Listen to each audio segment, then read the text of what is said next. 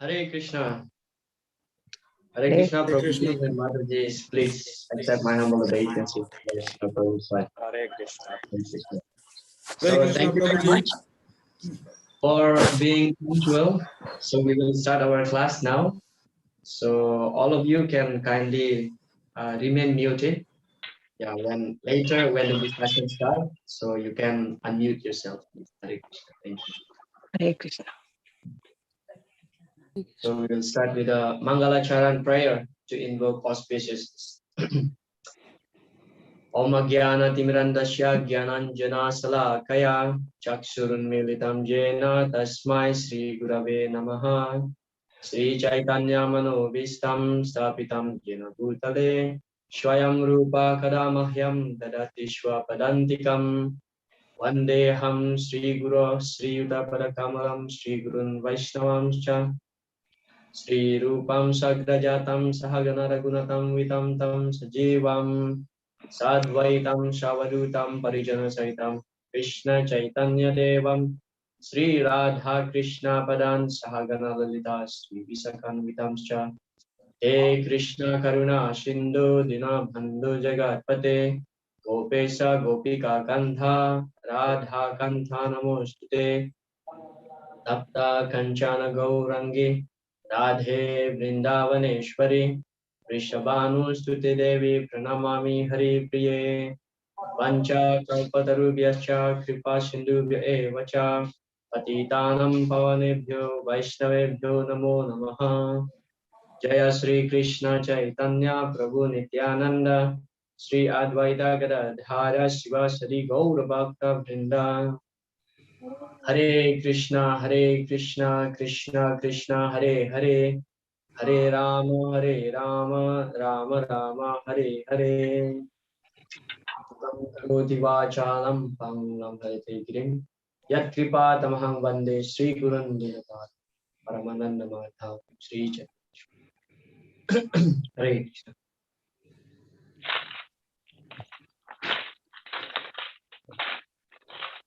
So before we continue our discussion, would you like to share something that we have discussed yesterday? Some little point, whatever we remember from yesterday, just to refresh our memory. One devotee may share one thing from what we have discussed yesterday for 3 hours. Hare Krishna.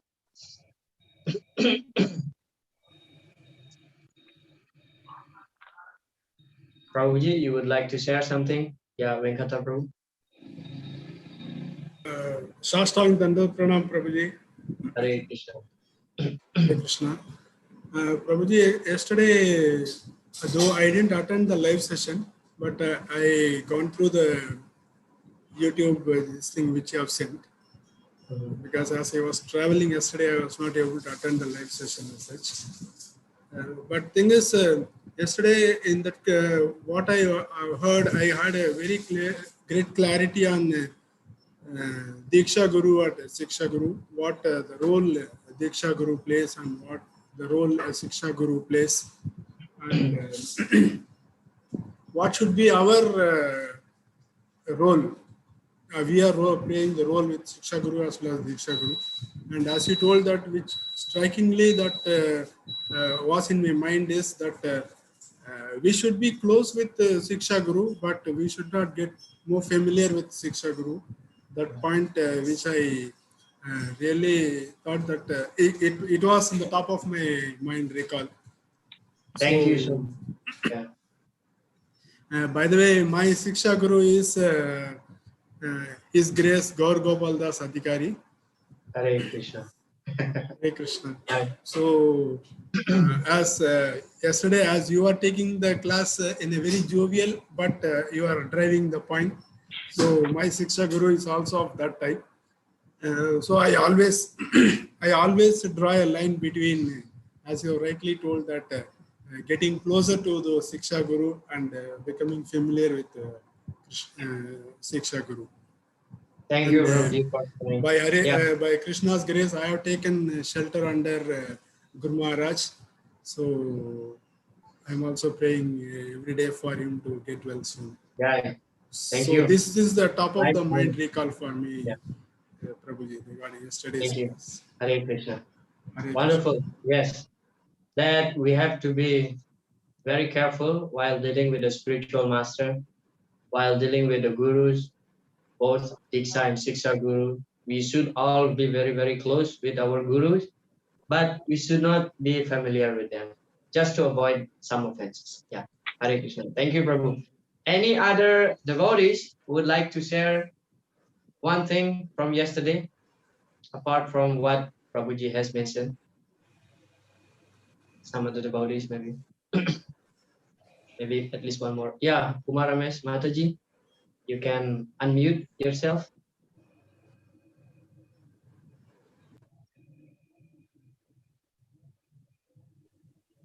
Hare Hare Krishna. Krishna. Yes, Mataji, Hare Krishna, please. Dandat Pranam Prabhu. My Shiksha Guru is His Grace Gaur Gopal Das Adhikari. Yesterday we have discussed Guru is one who comes in disciple succession.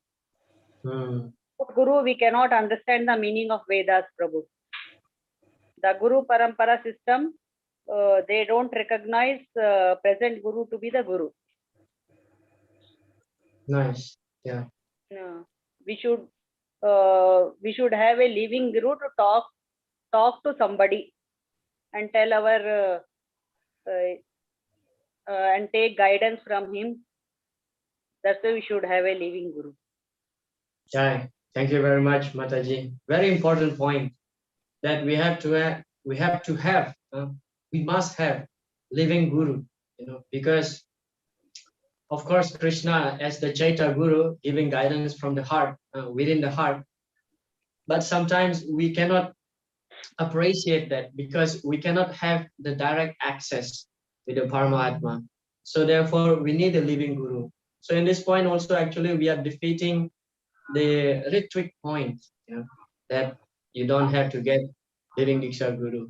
But Srila Prabhupada recommends very much that in order to be connected officially with the Parampara, we need a living Diksha Guru in order to connect us to the Parampara system. Thank you so much. Yeah, and also in order to correct us, or in case if we have some inquiries, so we can ask directly. Yeah, that's nice. Thank you so much.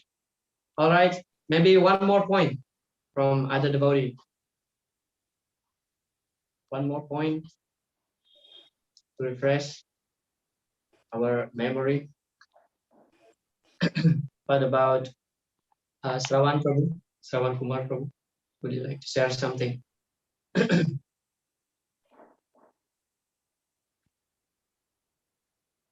Or any other devotee? Yeah. मेरे को arrange करो, ऊपर arrange करो table, fan नहीं है ना. All right. So thank you so much. Yesterday we have covered the topic of Guru Tattva. That's the first discussion took place yesterday about Guru Tattva. That although there are so many gurus, apparently there are so many gurus, but actually Guru is one. Why one? Because first of all, the Guru is the direct manifestation of Lord Krishna, or he is the representative of Krishna.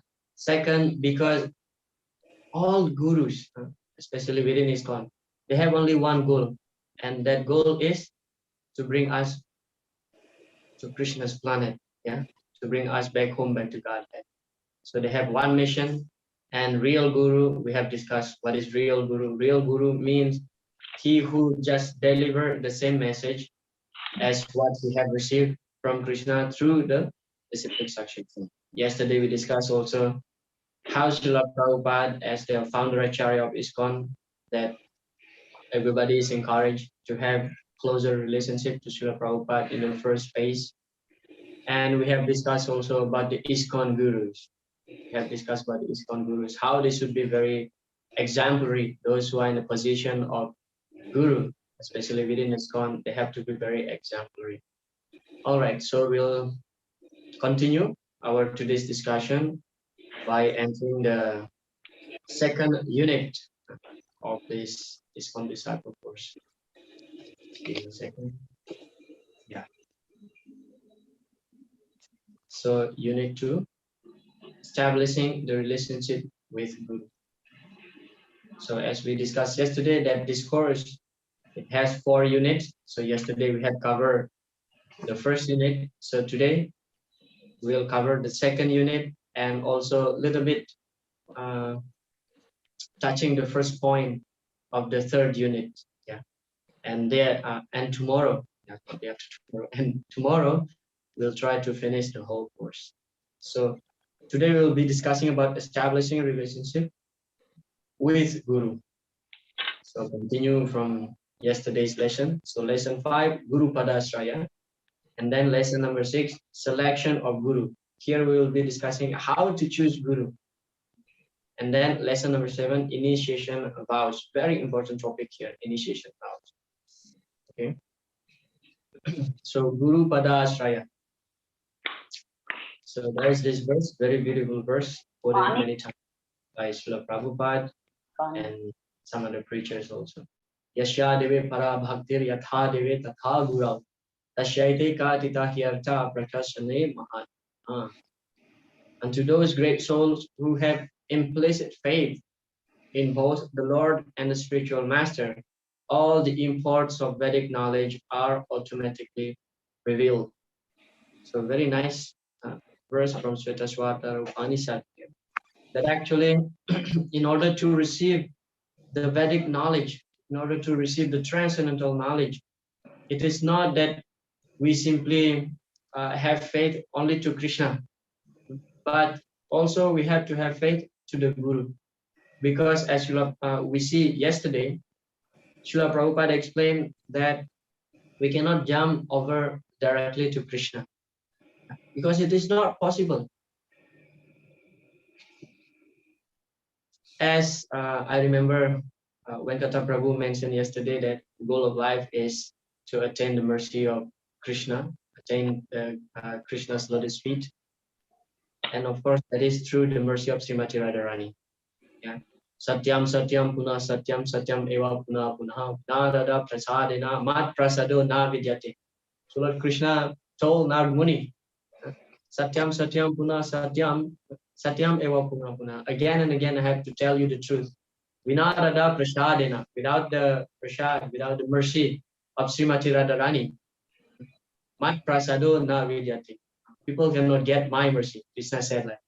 So ultimately, the gurus, our spiritual master, they are actually connected to Srimati Radharani, ultimately connected to Srimati Radharani, because Srimati Radharani is the personification of service.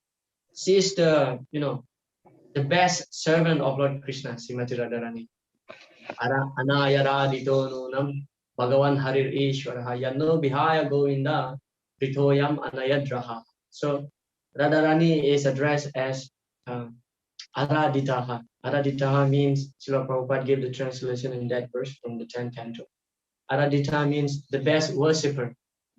So we cannot obtain Krishna if Srimati Radharani doesn't give a recommendation.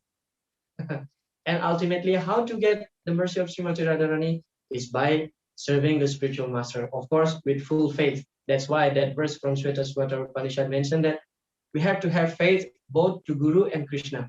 Some people said that, oh, I don't need Guru. I just need to study the Vedas by my own self, and I can attain Krishna like this. Even among the devotees community also, some of them I heard and I have personally seen mentioning that I don't need to take initiation, because simply by reading the Bhagavatam, I can understand Krishna. Well, if you're really studying the Bhagavatam, ultimately you will find the conclusion that without taking initiation from a guru, you cannot obtain Krishna. So many people mentioning like this, oh, I just need to chant my rounds and read Srila Prabhupada's book. Why I have to take initiation? Yeah, maybe some of you may have seen this kind of devotees. But if we really study Srila Prabhupada's book, Prabhupada recommend that you must take initiation. Evam parampara prapta. Right there in the Bhagavad Gita, chapter 4, in the beginning. that we have to receive this knowledge through the disciplic succession parampara system. Then regarding faith, faith, how to develop faith, how to develop faith toward Guru and Krishna. So it is very nicely explained in the Srimad Bhagavatam also by Narad Muni. Satam Prashangan Mama Virya Samvido Bhavanti Hridkarna Rashayana Katha Tajo Sadat Aswa Pavargavarmani Sradharathir Bhaktir Anukamisha. So Sradha is mentioned first. What happened when we associate with the devotees? So Sradha, faith will develop, and then Sradha Rati, our attraction toward Krishna will become stronger. Sradha Ratir Bhaktir Anukra Amishyati. And after Sradha, after attraction getting stronger, and then Bhakti will develop automatically. So faith can be developed in our heart by associating ourselves with the devotees. Mama virya samvido bhavanti hrit karna rashayana. Because in the association of the devotees, we get the chance to hear the glorification of Krishna and Krishna's devotees' pastimes. Very important, because this Krishna Katha is so purifying. So faith will become stronger when our heart becomes purified. That's why Srila Rupa Goswami giving the 9 stages, right from Shraddha to Prema. The first 2 mentioned is that Shraddha, Sadhu Sangha. Shraddha and Sadhu Sangha. So when we have little Shraddha, we start to associate with the devotees. When we associate with the devotees, our faith will become stronger. And then Shraddha, Sadhu Sangha, Bhajana Kriya. When we associate with the devotees, Bhajana Kriya, the devotees will engage us in Krishna's service. In Krishna's service. So sometimes the devotees, we meet the devotees and the devotees said that, oh, please Prabhuji or Mataji, please bless me, give me your mercy. Yeah. But what is that mercy actually that we want? It is described also by Sudama Vipra in the 10th canto Srimad Bhagavatam, very beautifully, where he says that Tau agyapayatam brityam kim aham karavanivam umso tyanugraho hyesam bhavadbhir yan niyujyate. So he said that Tau agyapayatam brityam. Brityam means servant. We are all Lord. We are all your servants. Kim aham karavanivam. Please order me whatever you want. Whatever you want me to do, please just tell me. I will do it. Kim aham karavanivam. Umsoti anugraho. Anugraho means mercy, blessing. Umsoti anugraho hyesham bhavadbiryan niyujyate. Because, Sudama explained that, because when we engage in your service, oh my Lord, that's actually the greatest blessing, the greatest benediction in our life. So when we approach the devotees and asking for mercy, Prabhuji, Mataji, please give me your mercy. This is normally our attitude when we approach the devotees. And then what the devotees will give you the mercy in the form of service. So now you are asking for that service. Don't complain if the devotees engaging you in the service. Sometimes we just want to get the mercy, but without doing the service. So service itself is mercy. That's why Shraddha, Sadhu Sangha, Bhajana Kriya. By Bhajana Kriya, by service, we will get the next step. And that is the Shraddha, Sadhu Sangha, Bhajana Kriya. Anartha Nivriti. The purification in the heart. Anartha Nivriti. So the Anartha is gone. Nivriti. Then Anartha Nivriti, Nistha, we become fixed, ruchi, we get the taste for the service, asakti, attraction. You see, by associating with the devotees, we get more attraction toward Krishna service. Bhava, we get the, bhava means actually very deep emotion. This is bhava. And then prema at the end. So that's our goal, to attain Krishna's lotus feet, Krishna prema. So like that, this is about faith, how to develop faith. First thing is that associate with the devotees. Of course, while associating with the devotees, we have to be always remain humble. We'll discuss this topic about devotees association tomorrow.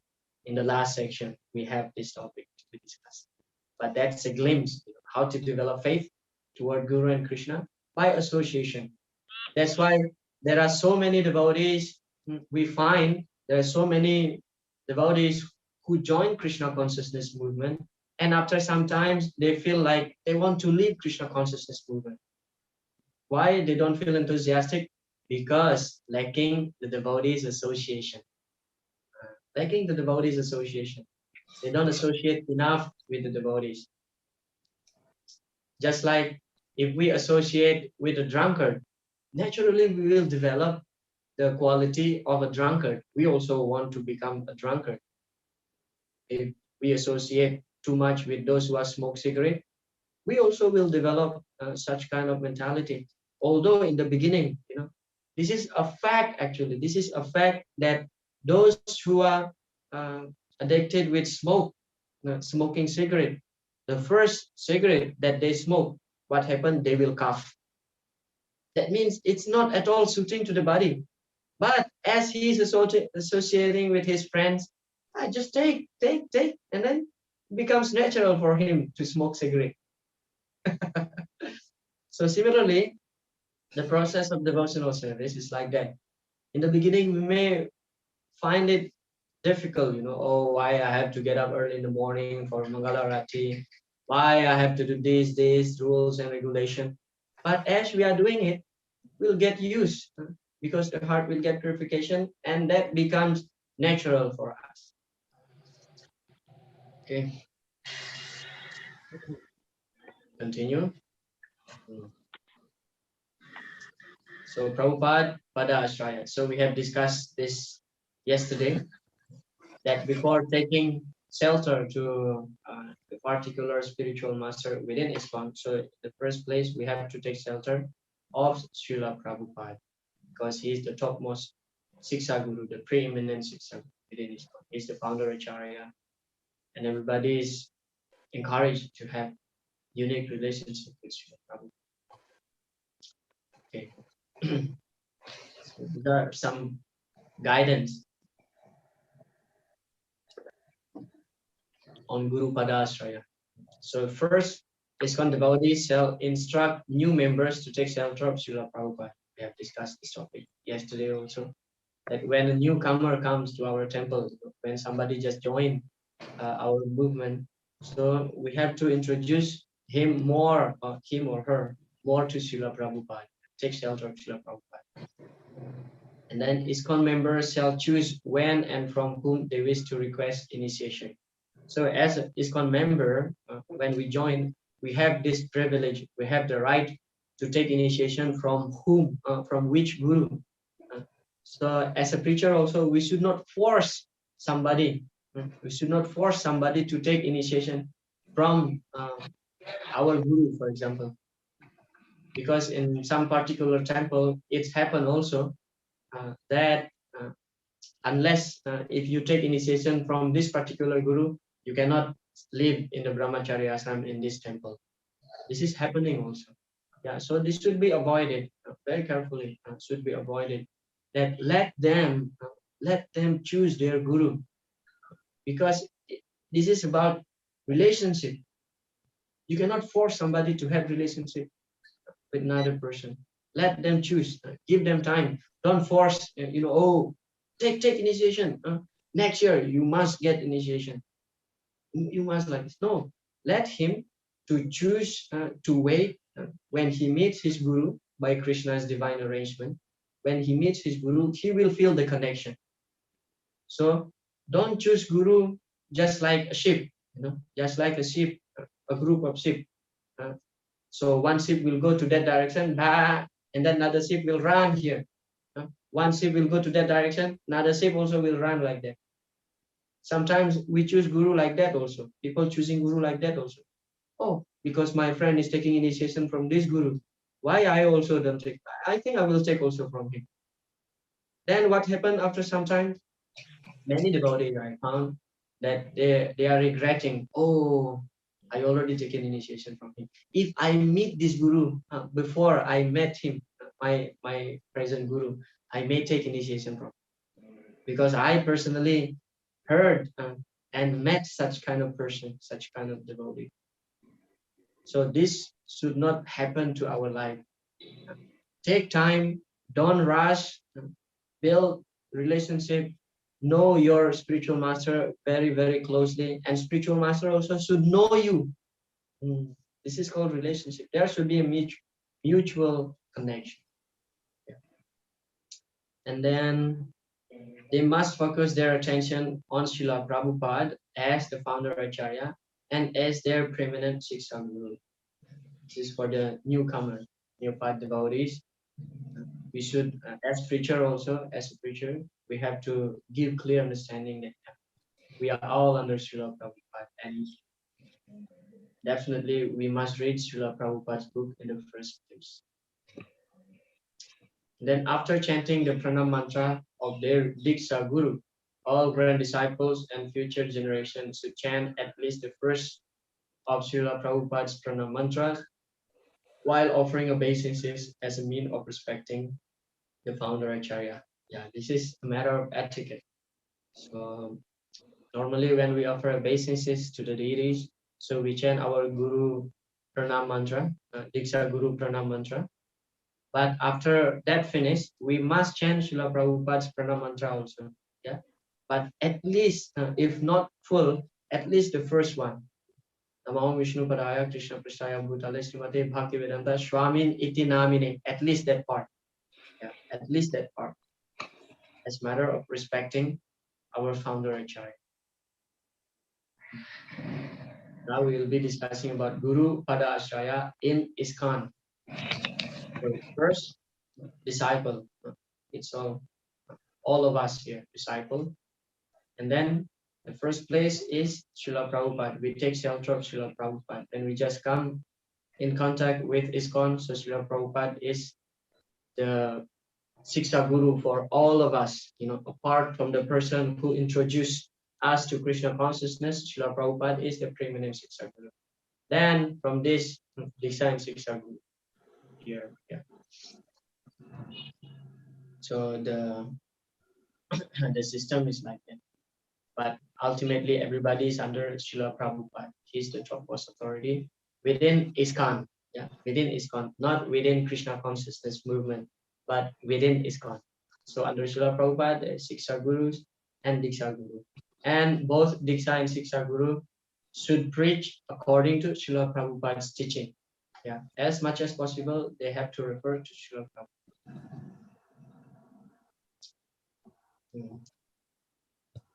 Sometimes a Diksha Guru is not present always. Therefore, one can take learning instruction from an advanced devotee. That is called the Siksha Guru. Siksha Guru does not mean he's speaking something against the teachings of the Diksha Guru. He is not a Siksha Guru, he is a rascal. So this is a lecture from Srila Prabhupada that we have discussed this yesterday about Siksha and Diksha Guru. So not always we get the chance to be with our Diksha Guru. So it is always important to have Siksha Guru, at least one, because we can take many Siksha Gurus, but at least one we should have, because sometimes we have some query, like yesterday we have discussed this point. I think this point is clear. And the instruction given or guidance given by the Siksha Guru should not contradict the Diksha Guru. Therefore, normally, yeah, this is normally, but this is not an absolute statement that our Siksha Guru will be the future of our God brothers, senior God brothers or senior God sister. This is naturally, yeah, because the Siksha Guru should not give instruction against the instruction of our Diksha Guru. So, of course, this is not an absolute statement that your Siksha Guru will be your God brother in the future or God sister in the future. But normally it happens like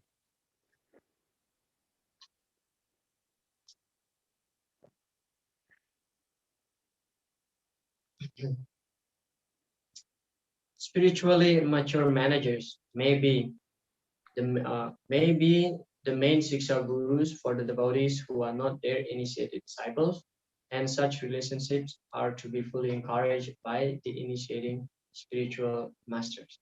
Yeah. Normally, also we take guidance from a very senior devotees, like, or even temple managers, provided that he is like very senior, having a lot of experience in Krishna consciousness and mature enough in taking decision. So we can consider him as our Siksha Guru. And the Diksha Guru should encourage this kind of relationship very much. As such, a devotee is ultimately delivered by Sri Krishna, acting through a combination of various manifestations of his mercy. What are Krishna's manifestation of his mercy? So these include, but are not limited to, the Chaita Guru. So Krishna is manifesting himself as the Paramatma. This is called Chaita Guru. Krishna is giving us Krishna giving us guidance from within. Srila Prabhupada. So Srila Prabhupada is also the manifestation of Krishna's mercy. Without Srila Prabhupada, we don't know where we are now. Yeah. The Guru Parampara, okay, that's clear. One's Diksha Guru, other Siksha Gurus. The holy name, very important. The holy name, Krishna's holy name, Shastra, scriptures, and the 9 processes of devotional service. So these are all the manifestation of Krishna's mercy, because ultimately all these mentions, like the Chaita Guru, Srila Prabhupada, Guru Parampara, our Diksha Guru, our Siksha Guru, holy name, Shastra, and 9 processes of devotional service, all these stuff will ultimately bring us closer to Krishna. That's the point. That's why that is the manifestation of Krishna's mercy. Like Siksha Guru giving us the guidance, Diksha Guru connect us with the Parampara. Srila Prabhupada, of course, is the savior of the whole world. And then holy name, very important, holy name. Nache gao bhakta sange kuru sankirtan. Krishna nam upadesh dada sharvajan. Lord Chaitanya was instructed by Ishwarapuri Goshai in Gaya after they met and Lord Chaitanya took initiation.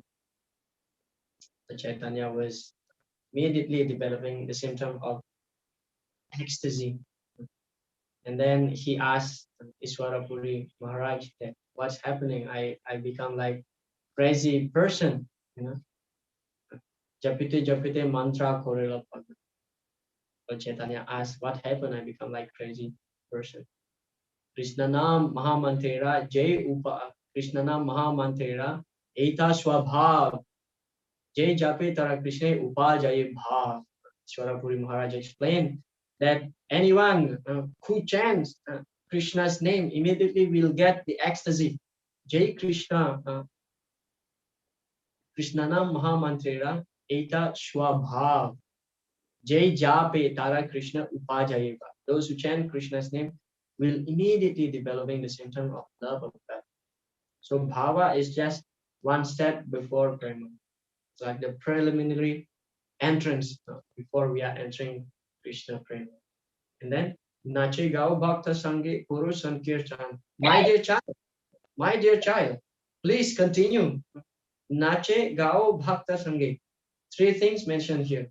Please continue to dance, to chant, and associate with the devotees. Bhakta Sange Kuru Sankirtan. Krishna Nam Upadesh. And apart from that, you have to preach Krishna Nam. Krishna Nam Upadesh Tara Sarvajan. In this way, you can deliver everybody. So the holy name is the most powerful manifestation of Krishna's worship. Because anybody who chants the holy name will get a lot of benefit and ultimately go back home, back to God. What to speak of chant? Simply by hearing.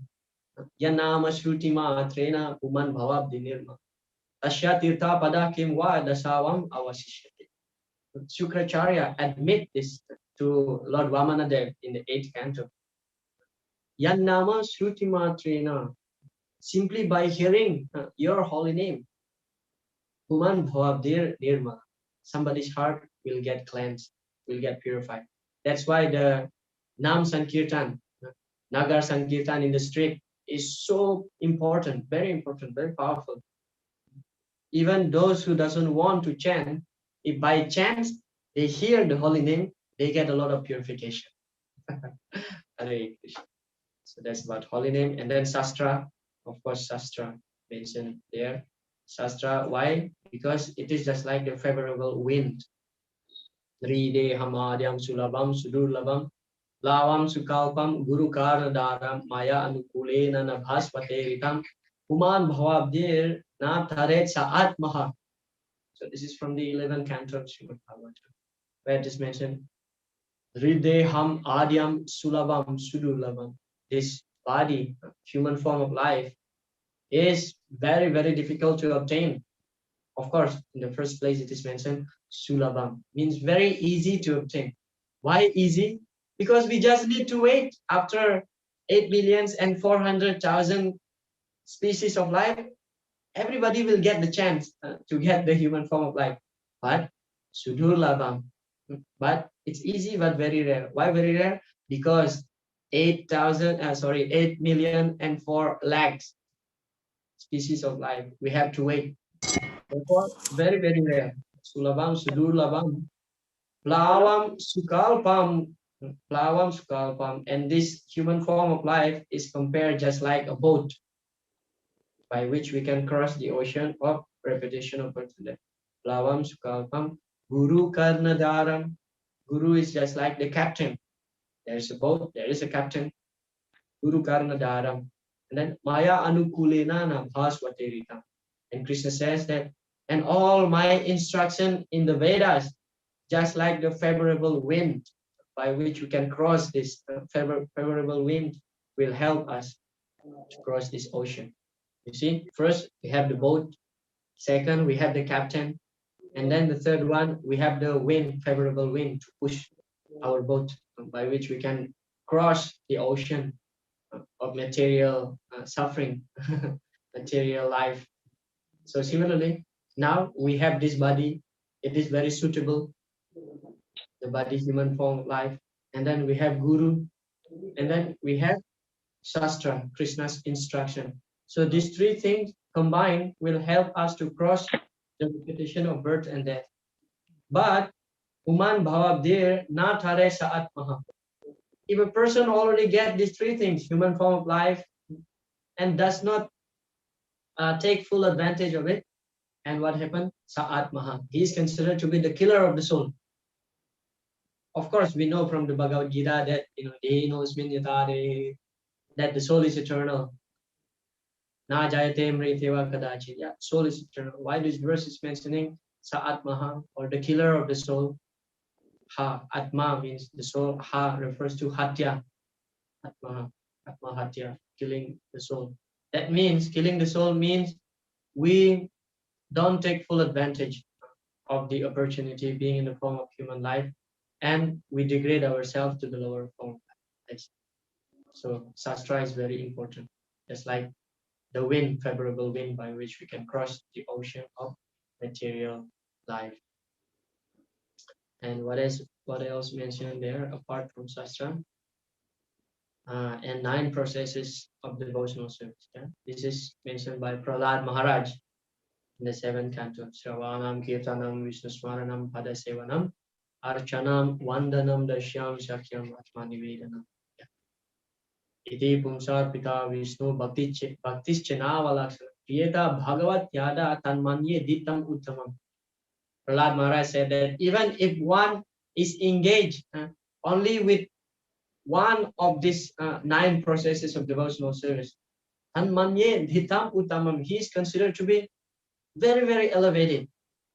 And what to speak of if we try to engage ourselves in these 9 processes of devotional service all together.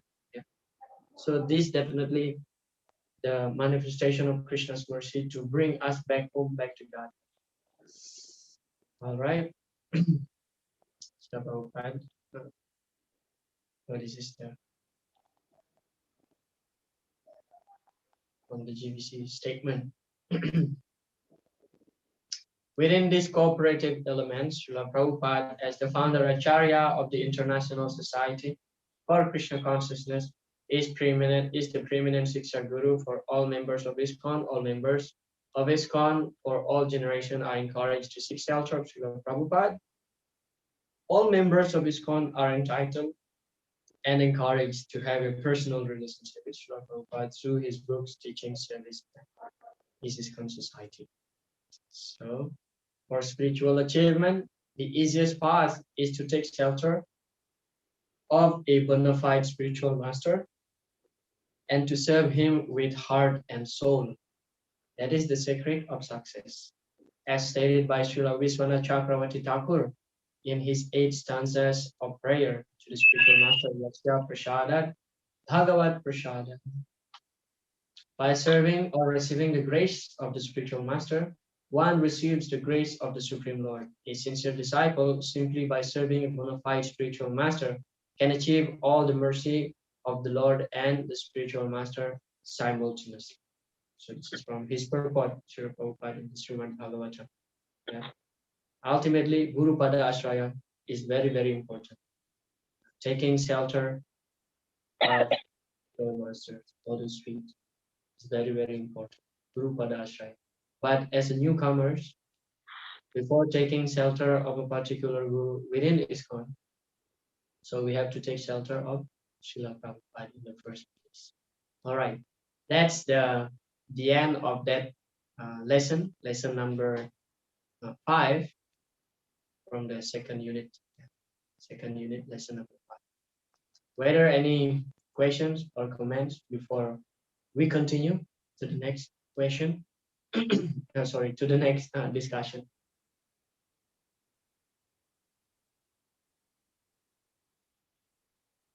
Hare Krishna, Prabhuji. Hare Krishna, Venkata Prabhu. Hare Krishna. Prabhuji, is it essential that Diksha Guru and Siksha Guru should be different? Is it essential that Diksha Guru and Siksha Guru should be different? What do you mean by essential? No, is it important or is it mandatory that Siksha Guru and Diksha Guru should be different, or Diksha Guru, Siksha Guru both may be same? Okay, now I get it. Yeah. Okay. Thank you so much for that question. The idea is that why do we need no, because Diksha Guru also can give Siksha and can give instruction, because this is the role both actually from Diksha and Siksha Guru, both of them are giving instruction. But the idea is that why do we need to have Siksha Guru apart from our Diksha Guru? Well, because not all the time we can be with our Diksha Guru. That's the thing. But if we get the opportunity to be always with our Diksha Guru, so it may not be necessarily to have somebody else to guide us. So in that way, your question is that, is it essential that Diksha and Siksha Guru should be different? I would say better, because the more people you have to guide you in the spiritual life is better, because it's all right if you get the chance, the opportunity to be always with your Diksha Guru. It's all right because he can give you guidance directly. But in many cases, it is not possible. In many cases, we have seen this through our personal experience also. We have seen this. Guru is traveling there, our Diksha Guru traveling there, and we are mostly Grihasta. So we cannot travel with our Guru. Then what happened? We need somebody who is actually trusted by our Diksha Guru to guide us. That's the thing. So Siksha Guru, as Srila Prabhupada mentioned, Siksha Guru should not contradict our Diksha Guru. His instructions should be in line. Therefore, we have to actually admit to our Diksha Guru that Guru Maharaj, I'm taking guidance from such and such devotees. What do you think? And when he sanctioned, then carry on like this. So I would say, is it essential? Yes, because it is better. It is better just for the sake of that. Otherwise, if we get the chance to travel always with our Diksha Guru throughout our life, then there's no need because he can give us guidance, constant guidance all the time. But to have Siksha Guru is better. Is better. Is that help, Prabhuji? Were there any other questions before we move ahead? Huh? Huh? All right. So we continue our discussion. Now, selecting Guru. Yeah. ठीक है.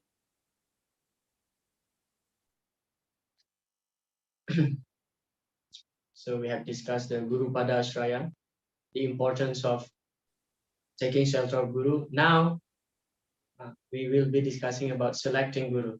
Of course, before selecting Guru, we have to know the qualification of a bona fide Guru. We have to know what are the qualification of a bona fide Guru before selecting Guru.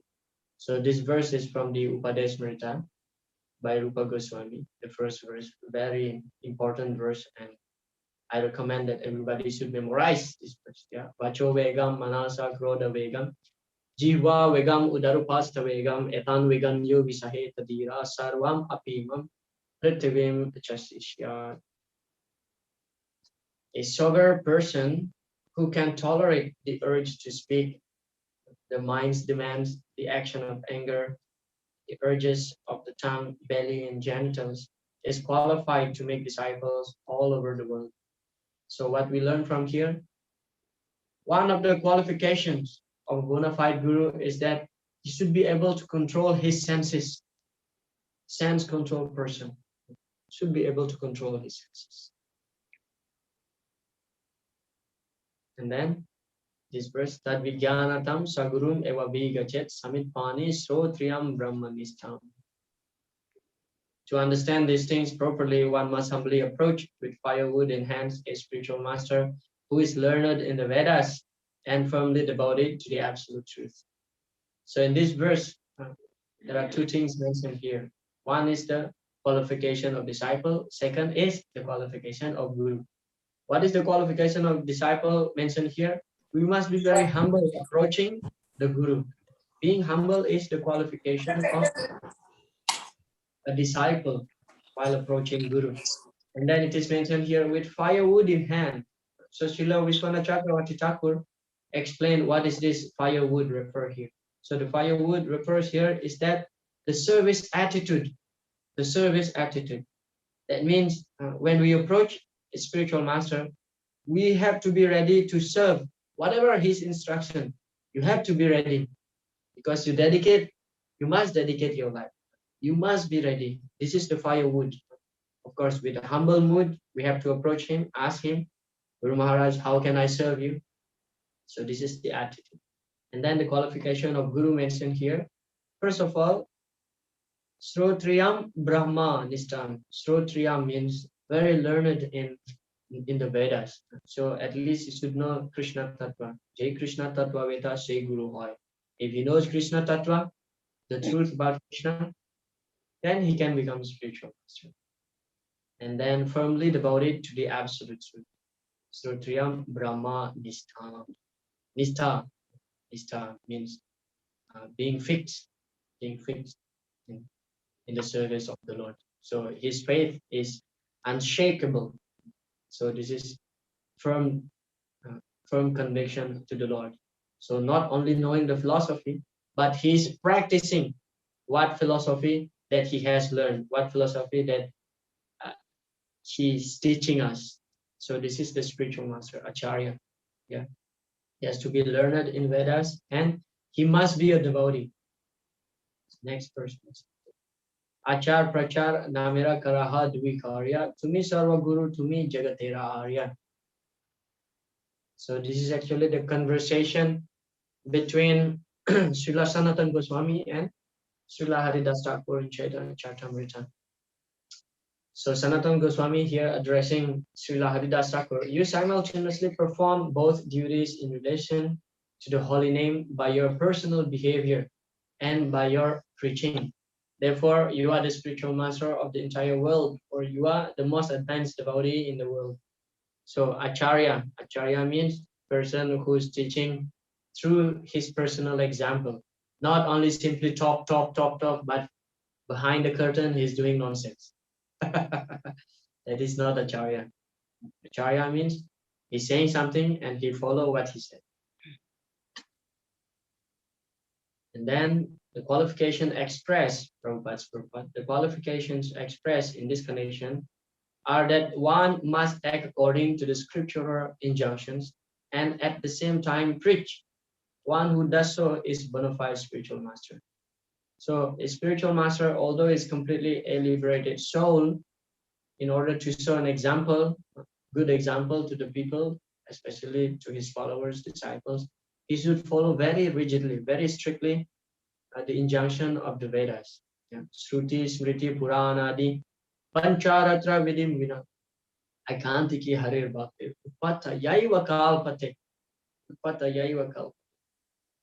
Person who is engaging himself in devotional service to the Lord must follow the rules and regulations such as from Shruti, Smriti, and Purana, and then also Pancharatra, if he's worshipping the deities. Yeah, should follow this. Otherwise, he simply creates some disturbances, unnecessary disturbances in the society. Why disturbances? For example, if you see your guru is doing something which is against the rules and regulation mentioned in the Shastra, let's say, for example, like your guru eating ice cream from outside, okay, not ice cream that homemade by the devotees. Your guru just purchased Walls ice cream, for example. Then how would you feel? Oh, you see, you start getting disturbed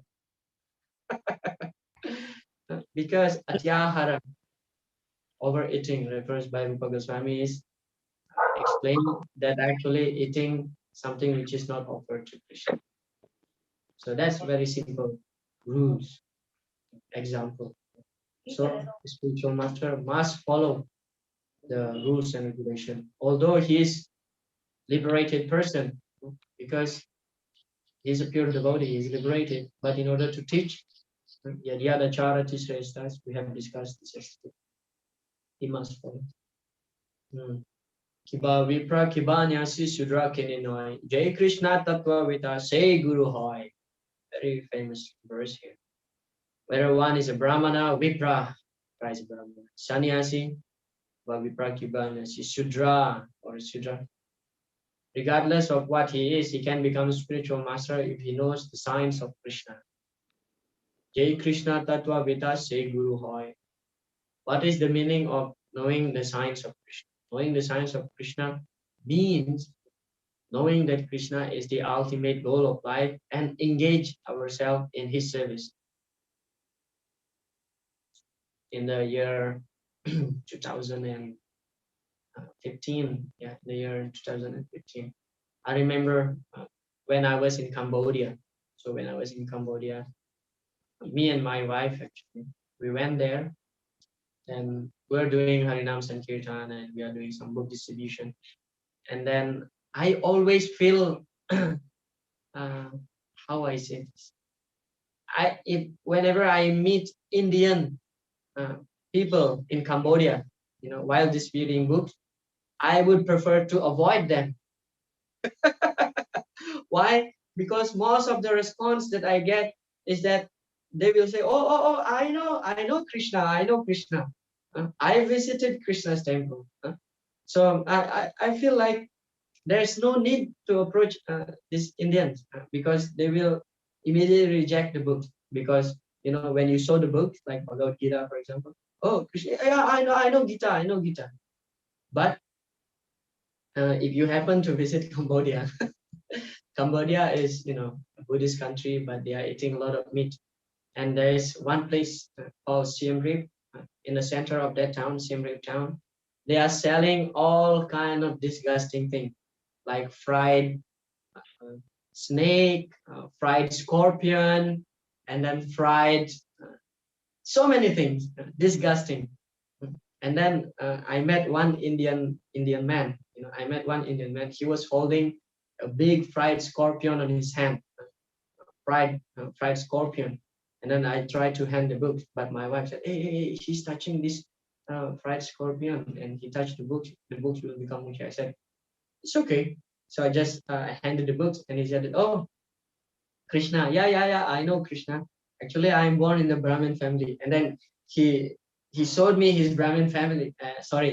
He showed me his Brahmin thread like this. And I thought, oh my God, okay. Then I just walk away. So the Shastra says that Chandalopi Dvijo Sresto Hari Bhakti Parayana. Hari Bhakti Vihinacha Dvijopi Swapacho Dhamaha. It's very clear. Shastra mentioned that Chandalopi Dvija Sresta Hari Bhakti Parayana. Even if one is born in the family of a dog eater, Chandala, Hari Bhakti Parayana, if he has devotion to Lord Hari, Chandalopi Dvija Sresta, he is considered even better than the Dvija, better than the Brahmana. Hari Bhakti Vihinascha, but even if somebody is born in the family of a Brahmana, Hari Bhakti Vihinascha, Dvijopi Swapachodama. But if he doesn't have devotion to Lord Hari, Hari Bhakti Vihinascha, Dvijopi Swapacho Adama. He is considered to be lower than even dog eater. So the qualification of the spiritual masters would be Jai Krishna Tattva Veta. So understanding Krishna, knowing Krishna means that knowing Krishna to be God, and we act accordingly. Know ourselves as his servant. So we act accordingly. We serve Krishna. That's the idea. Not simply knowing philosophically, but also one must have some realization that Krishna is God. Okay. And then even without any qualification, this is from Prabhupada's lecture, even without any qualification. Now, we've been talking about the qualification of the spiritual master, that he has to be learned in Vedas, he has to be very, very firmly devoted to the Lord, he has to know the science of Krishna, he must practice, he should be sense control, Vachoega Manasakrodave. But Srila Prabhupada interestingly mentioned here, even without any qualification, one can become spiritual master. How? Now the process is Chaitanya Mahaprabhu says, Amara Agyaya, on my order, on my order. That is the crucial point. One does not become spiritual master by his own whims. That is not spiritual master. He must be considered, he must be ordered by superior authority. So even if somebody is very qualified, but if he does not get the order from his superior, from his guru, that now you must give initiation to people. If he just appoint himself to be a guru, that is not bona fide, because he is not getting the order. So out of many qualifications, one thing we can learn here is that a bona fide guru will give initiation because he is ordered by his superior, by his spiritual master. Now you can initiate.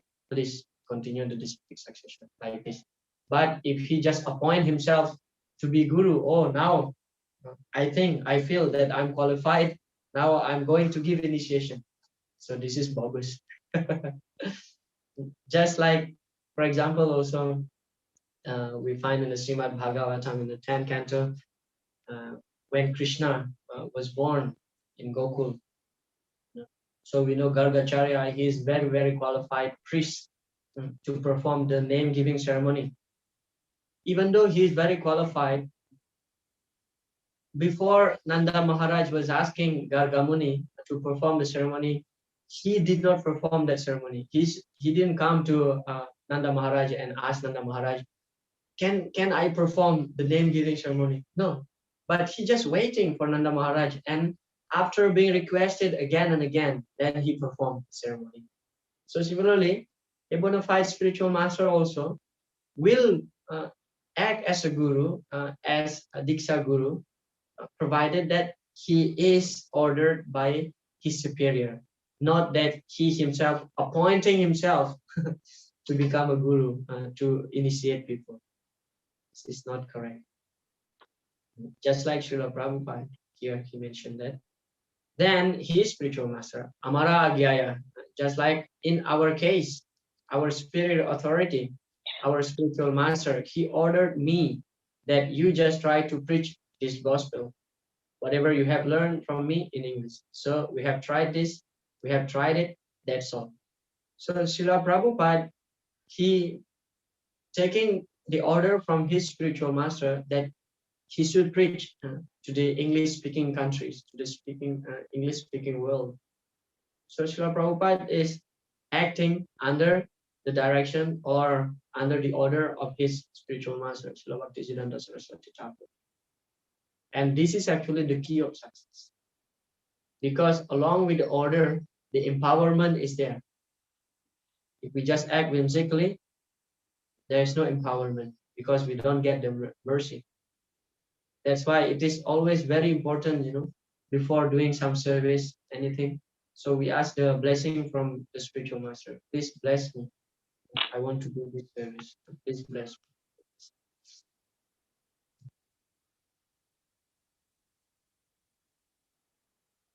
So selecting guru. So therefore the process is before accepting a guru, one must hear him at least for 1 year. So yesterday we have discussed this. At least 1 year. 1 year you assess, you try to see, try to examine the candidate, spiritual master's candidate, that at least for 1 year you hear his lecture or his kirtan, whatever. And when he's convinced that here is actually a guru who can teach me, then you accept him, guru. Don't accept whimsically. Yeah. The scriptures recommend that both the spiritual master and the disciple place each other under strict scrutiny before mutual acceptance, since even ordinary household items are tested before acquisition. It is only an unfortunate fool who will fail to go through a testing period in the selection of his true spiritual master, who is the best friend of the living entities. The point is that one must not bring upon himself the calamity of having to reject his spiritual master. If one is prudent, he can avoid such a situation. Yeah? So before selecting a spiritual master, we have to put very, very scrutiny examination that is he really can guide me like this, and that's also you have to understand what mood you are in terms of service. For example, if you love kirtan more, so you may choose a spiritual master who always can give you inspiration to perform more kirtan. If you like to distribute books, because ISKCON is full of varieties. Yeah, Prabhupada explained varieties is the mother of enjoyment. Just like if you eat only rice, dal, and sabji every day, you will feel bored. But if you eat different things, okay, today rice, dal, sabji, tomorrow maybe chapati and paneer sabji, and day after tomorrow maybe this, that, that. So there are so many varieties, you feel the enjoyment. So ISKCON is like that. There are so many gurus, and each of them having different mood. Some gurus love to do, kirtan, Harinam Sankirtan. Some gurus love to distribute books. And then whenever they preach, whenever they give class, they always mention, Srila Prabhupada books distribution should be encouraged very much. Or some gurus love to, develop Vaishnava community based on, Varnashram, cow protection, agriculture, like this. And yeah, different things. Some gurus love to attach more to the deity worship. So different varieties we find in ISKCON, but they have only one goal, and that is to deliver all of us. Namo Chayatya Samupetyam Rityum, to deliver all his dependents to the spiritual world. because ultimately whatever they do, ultimately that is only for the purpose of pleasing Lord Hari. Ata pumbe dvija shrestha vanasrama vibhagasa swanustita dharmasya samsidir harito sanam. So it doesn't matter whatever we do. The point here is that we have to clearly understand that whether it is pleasing to Krishna or not. Samsidir harito sanam. It should be harito sanam, pleasing to Lord Hari. Otherwise, there is no point of doing something. Okay. For example, kirtan is obvious, pleasing Lord Hari, and book distribution, obvious, pleasing Lord Hari, for example, and deity worship also. But what about cow protection and agriculture? Sometimes people think that, oh, we're just concerning about this cow protection. What is the point? You want to get milk? Why you just don't buy milk? No, the point is that why we are doing cow protection and agriculture, because we want to please Lord Hari. Gavam kandu yanam kuryat go grasam go production. Gochu titao prashanasu gopalo pi prasidati. So gochu titao prashanasu. When the cows are pleased, gopalo pi prasidati. Gopal, Lord Krishna, who is known as Gopal, the protector of the cow. Gopal. Gopalo pi prasidati. Lord Krishna also will be pleased. So we have to put our mind very, very clearly, our aim very, very clearly. Why I'm protecting cows? Because Lord Krishna loves cows and I just want to please him, not just to get milk. So in that way, we connect everything to Krishna. Whatever we do, just to please Krishna. Nirbandha Krishna Sambandhe, Rupa Goswami explained, it should be always connected to Krishna. So in that way, at least for 1 year, we have to very, very careful before choosing, before deciding that, yeah, I'm surrendering to you. So at least, otherwise, there is a certain point, as mentioned here, that by Bhaktivinoda Thakur in Harinam Chintamani, there is a calamity of having to reject the spiritual master. This is called Guru Ninda, rejecting the spiritual master. What can be worse than this? Finally, I realized that he's not a person who can guide me. This statement should not come out from our mouth. That's why very careful, very careful. There are few laws here on ISKCON regarding selecting guru. It is the personal responsibility of candidates for initiation to correctly choose by exercise of their own intelligence a particular devotee as spiritual master. So it is our own responsibility to choose from whom we take initiation. Of course, this based on our examination using our own intelligence. Not that we are accepting some guru because we are told by others that you take initiation from this guru. Not like that. And then candidates for initiation should accept initiation from a spiritual master only after developing firm and mature faith in that devotee and in his ability to take them back home to God. So we have to develop firm faith. How to develop firm faith, we have discussed this at the beginning. Sadhu, Shastra, and Guru are the authoritative references to apply in ascertaining the level of advancement of a devotee. So we confirm by Sadhu, oh yeah, this Guru is so nice. He never done any nonsense. Like that. Shastra mentioned also that in the beginning there are so many quotations about the qualification of Guru, then Guru itself. Then receiving official ISKCON Guru approval signifies that the devotee has successfully completed the authorization process set forth in the ISKCON law, and that in the judgment of certain senior devotees, the candidate measures up to the standards and guidelines given in ISKCON law. So, as part of ISKCON, we are being part of ISKCON members, so we have to take initiation only from the approved ISKCON Guru by the Guru Service Committee under the GBC.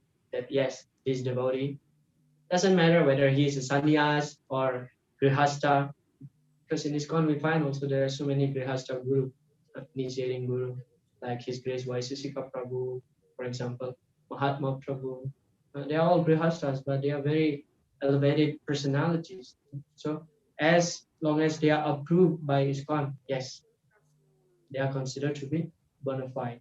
But however, however, such approval is not automatically to be taken as a statement about the degree of God realization of the approved guru, and it is not intended to replace the intelligent discrimination of the candidate. Still, although they are all being approved by ISKCON, still as the candidate, disciple candidates, we have to use our intelligence to choose from whom we have to take initiation. Okay, this is experiential exercise. We are not going through this. This will happen when we have a direct class. So much fun actually. But unfortunately, we have to skip that. Yeah. Selecting guru. It is imperative that a serious person accept a bona fide spiritual master in terms of the sastric injunction. Sri Jiva Goswami advises that one not accept a spiritual master in terms of hereditary or customary social and ecclesiastical conventions. One should simply try to find a genuinely qualified spiritual master for actual advancement in spiritual understanding. So in India especially, this is very, very common. Yeah. In each family, they have their own family guru. This is called tradition hereditary. But guru means a person who is qualified, who can guide us in spiritual life. Not that simply just out of uh, inheritance or ecclesiastical. That means just culture. Okay, I have guru because it's just culture of my family. That from my ancestor we have guru, and I also should take guru. This is wrong mentality. But we have to be very clear that why we are accepting guru, because we need some guidance. We need to be connected to the disciplic succession, and ultimately get connected to Krishna. That's the aim.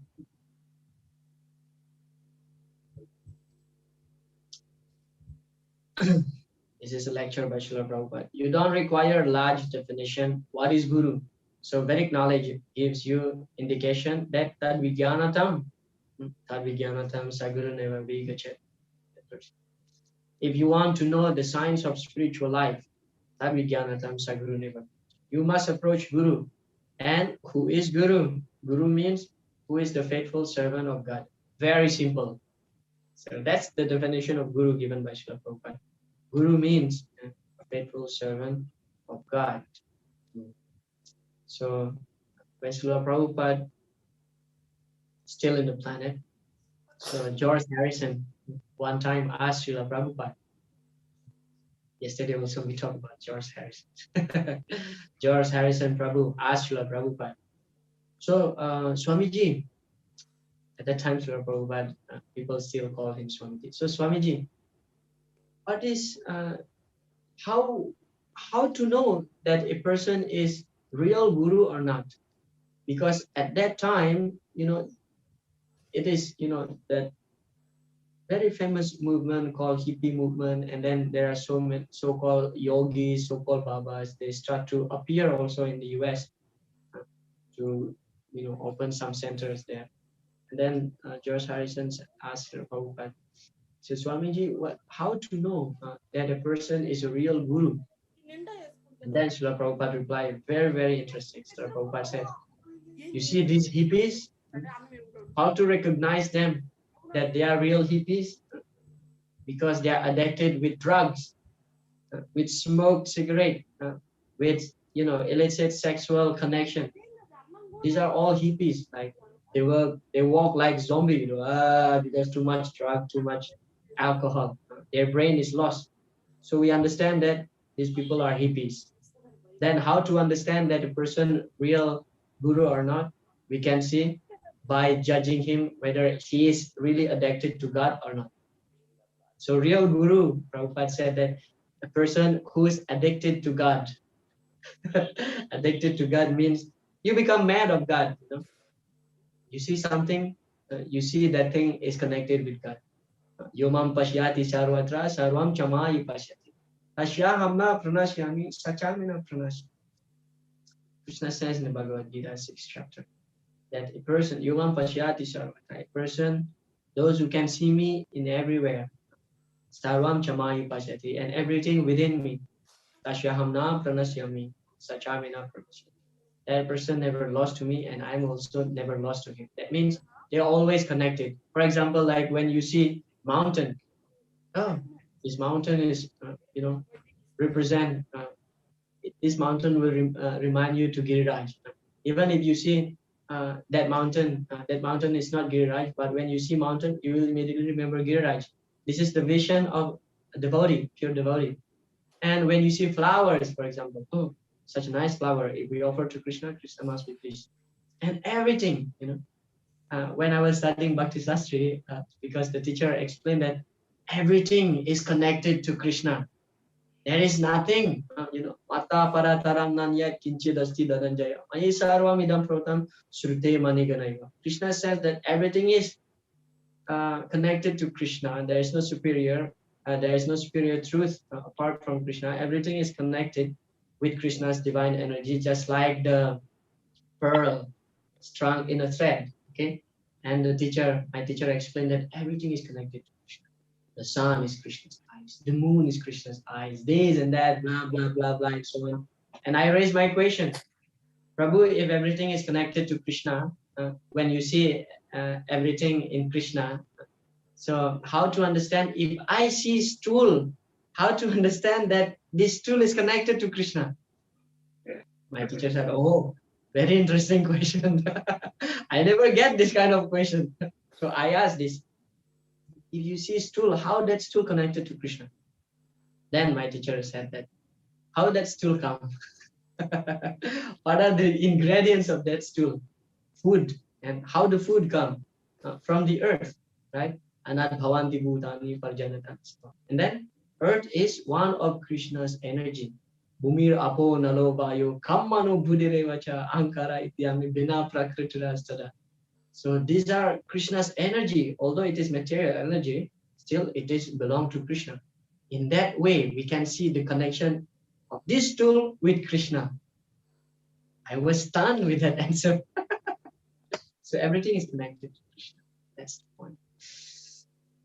So a pure devotee, a real guru, can see everything in connection to Krishna. And he's mad on God.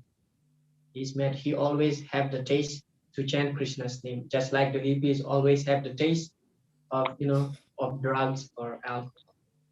So that's regarding the selecting guru.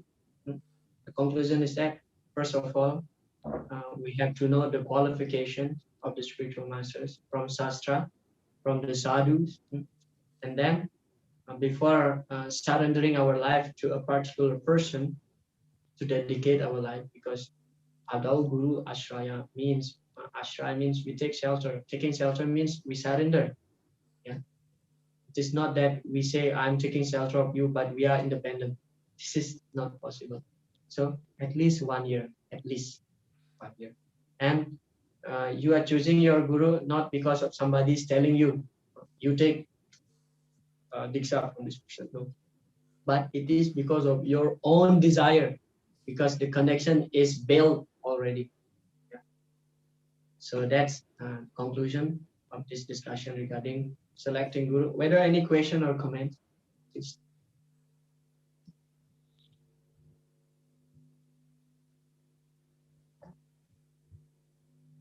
If there is no question or comment, so we can take a break for 10 minutes and we'll come back and continue our discussion. Hare Krishna. Those who want to go to washroom. Yeah. I want to ask one question, bro. Okay.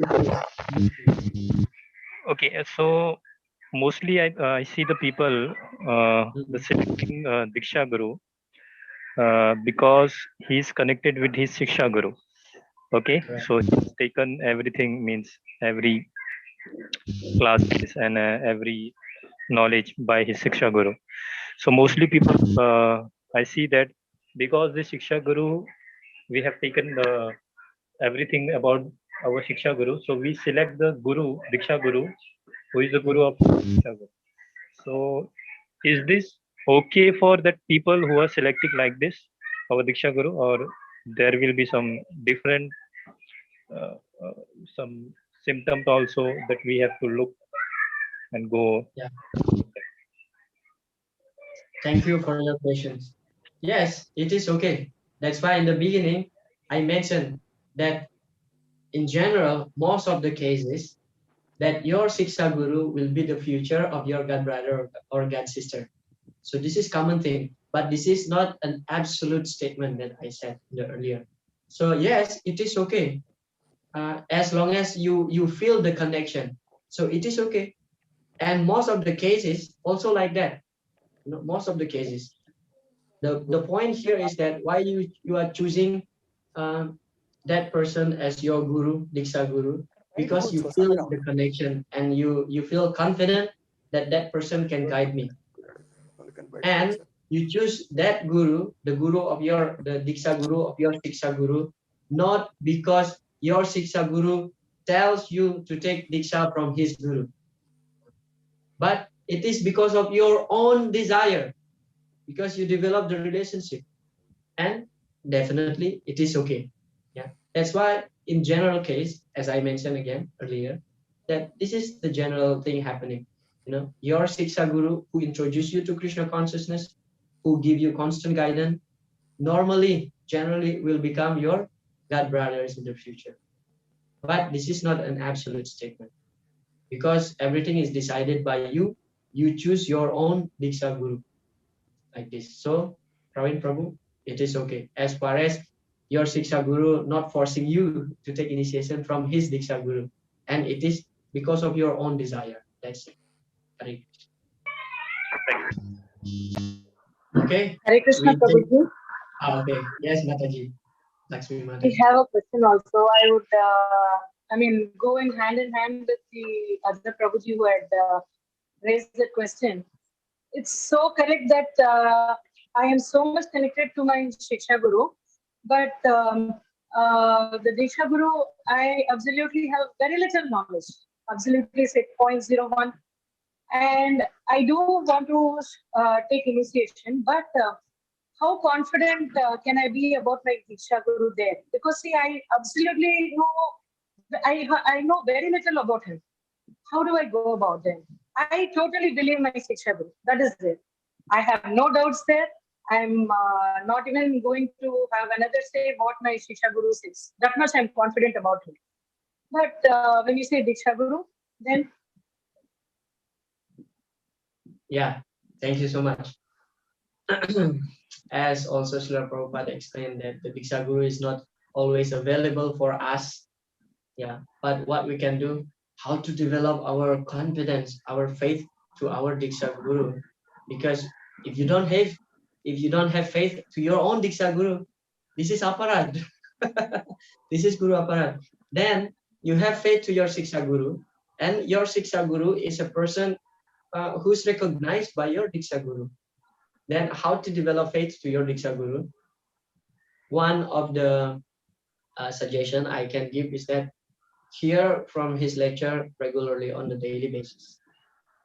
This will develop because when you hear from somebody, you will recognize who he is. Srila Prabhupada explained in one of his purport in the Bhagavad Gita. Prabhupada said that a well-dressed fool will soon be recognized as soon as he opens his mouth. Yeah, if you read Bhagavad Gita, you'll find this purport. So how to develop your confidence toward your Diksha Guru? Because not all the time you have the access. So listen his lectures. Now we have this YouTube and ISKCON Desire Trees where the lecture is available. So listen from his lecture.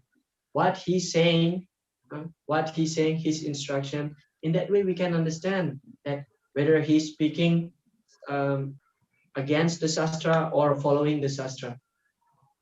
Definitely, there is no reason for us to reject our Guru if he's speaking along with the Shastra, go in line with the Shastra. That's in that way we are confident. Yes, this person is a bona fide person who can deliver me. That's why I'm taking initiation from him. Otherwise, why I take initiation from him? That's why disciple. It is actually in my. I would give my personal. Uh, I just want to share. Okay, my personal practice. Uh, it may help or not. It's up to you. But I just want to share that every day I listen at least 3 lectures. At least 3 lectures. As soon as I get up early in the morning, even while taking bath, also sometimes I'm listening. The first person whom I listen is Srila Prabhupada, because he's the preeminent Sikha, Srila Prabhupada. And his lecture is very short, 30 minutes, maximum 40 minutes. And then second lecture I hear is my own Diksha Guru. And then the third lecture is some general devotees. Why I need to hear from some other devotees apart from Srila Prabhupada and my Diksha Guru? Because I want to develop appreciation toward other devotees also. Otherwise, you may not appreciating other devotees. Oh, my Guru and Prabhupada, I don't care with other devotees. This is apparent. So at least 3. And this is just my personal practice. Whether it is helpful for you or not, you judge it. But yeah, Hare Krishna I Prabhuji, that's an personally absolute feel fantastic answer. That really clears. okay. So thank you so much. We take break now for 10 minutes and kindly resume the meeting after 10 minutes. You can go to washroom, have some light dinner, whatever. Hare Krishna. Hare Krishna.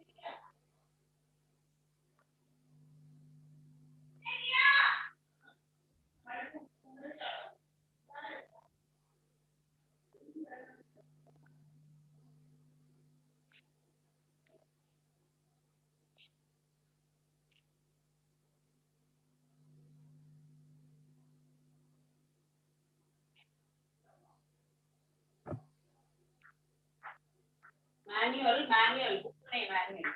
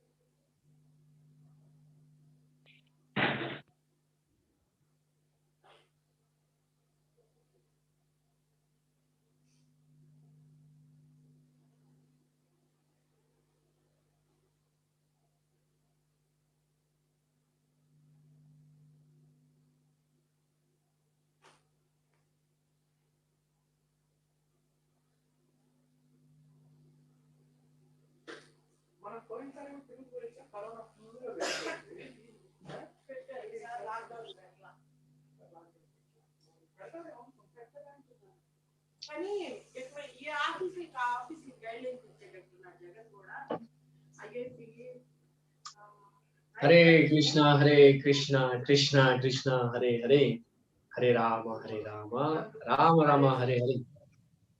So welcome back, everybody. Our 10 minutes is over. We shall continue our discussion. Okay. So we have discussed how to choose the guru, and then we discussed also Guru Padasraya. And now we are going to discuss about the initiation vows. Very important. Initiation vows, yeah.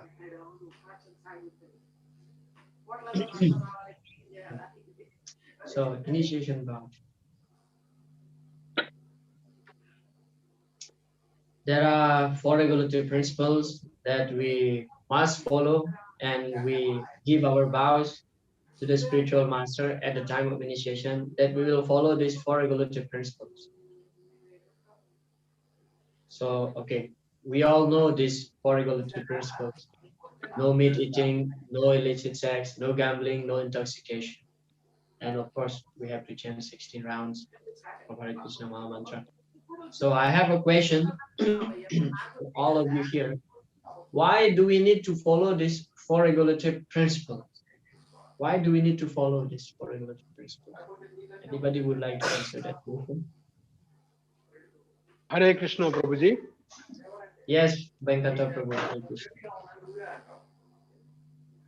Hare Krishna, Prabhuji. Can you hear me? Yes, yes. So Hare you want to Krishna. answer? Yeah. Go ahead, bro.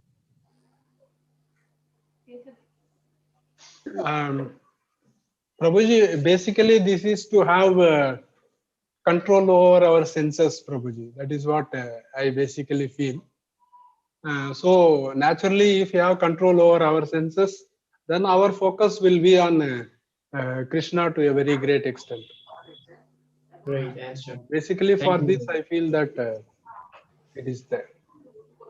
Yeah, that's true. Why we follow these 4 regulative principles? Because we need to control our senses, and this help us to limit our sense gratification. Yeah, that's nice answer. To control our senses. When we have controlled senses, we can focus our mind to Krishna. Yeah. Thank you so much. Any other answer? There can be many reasons why we follow the 4 regulative principles.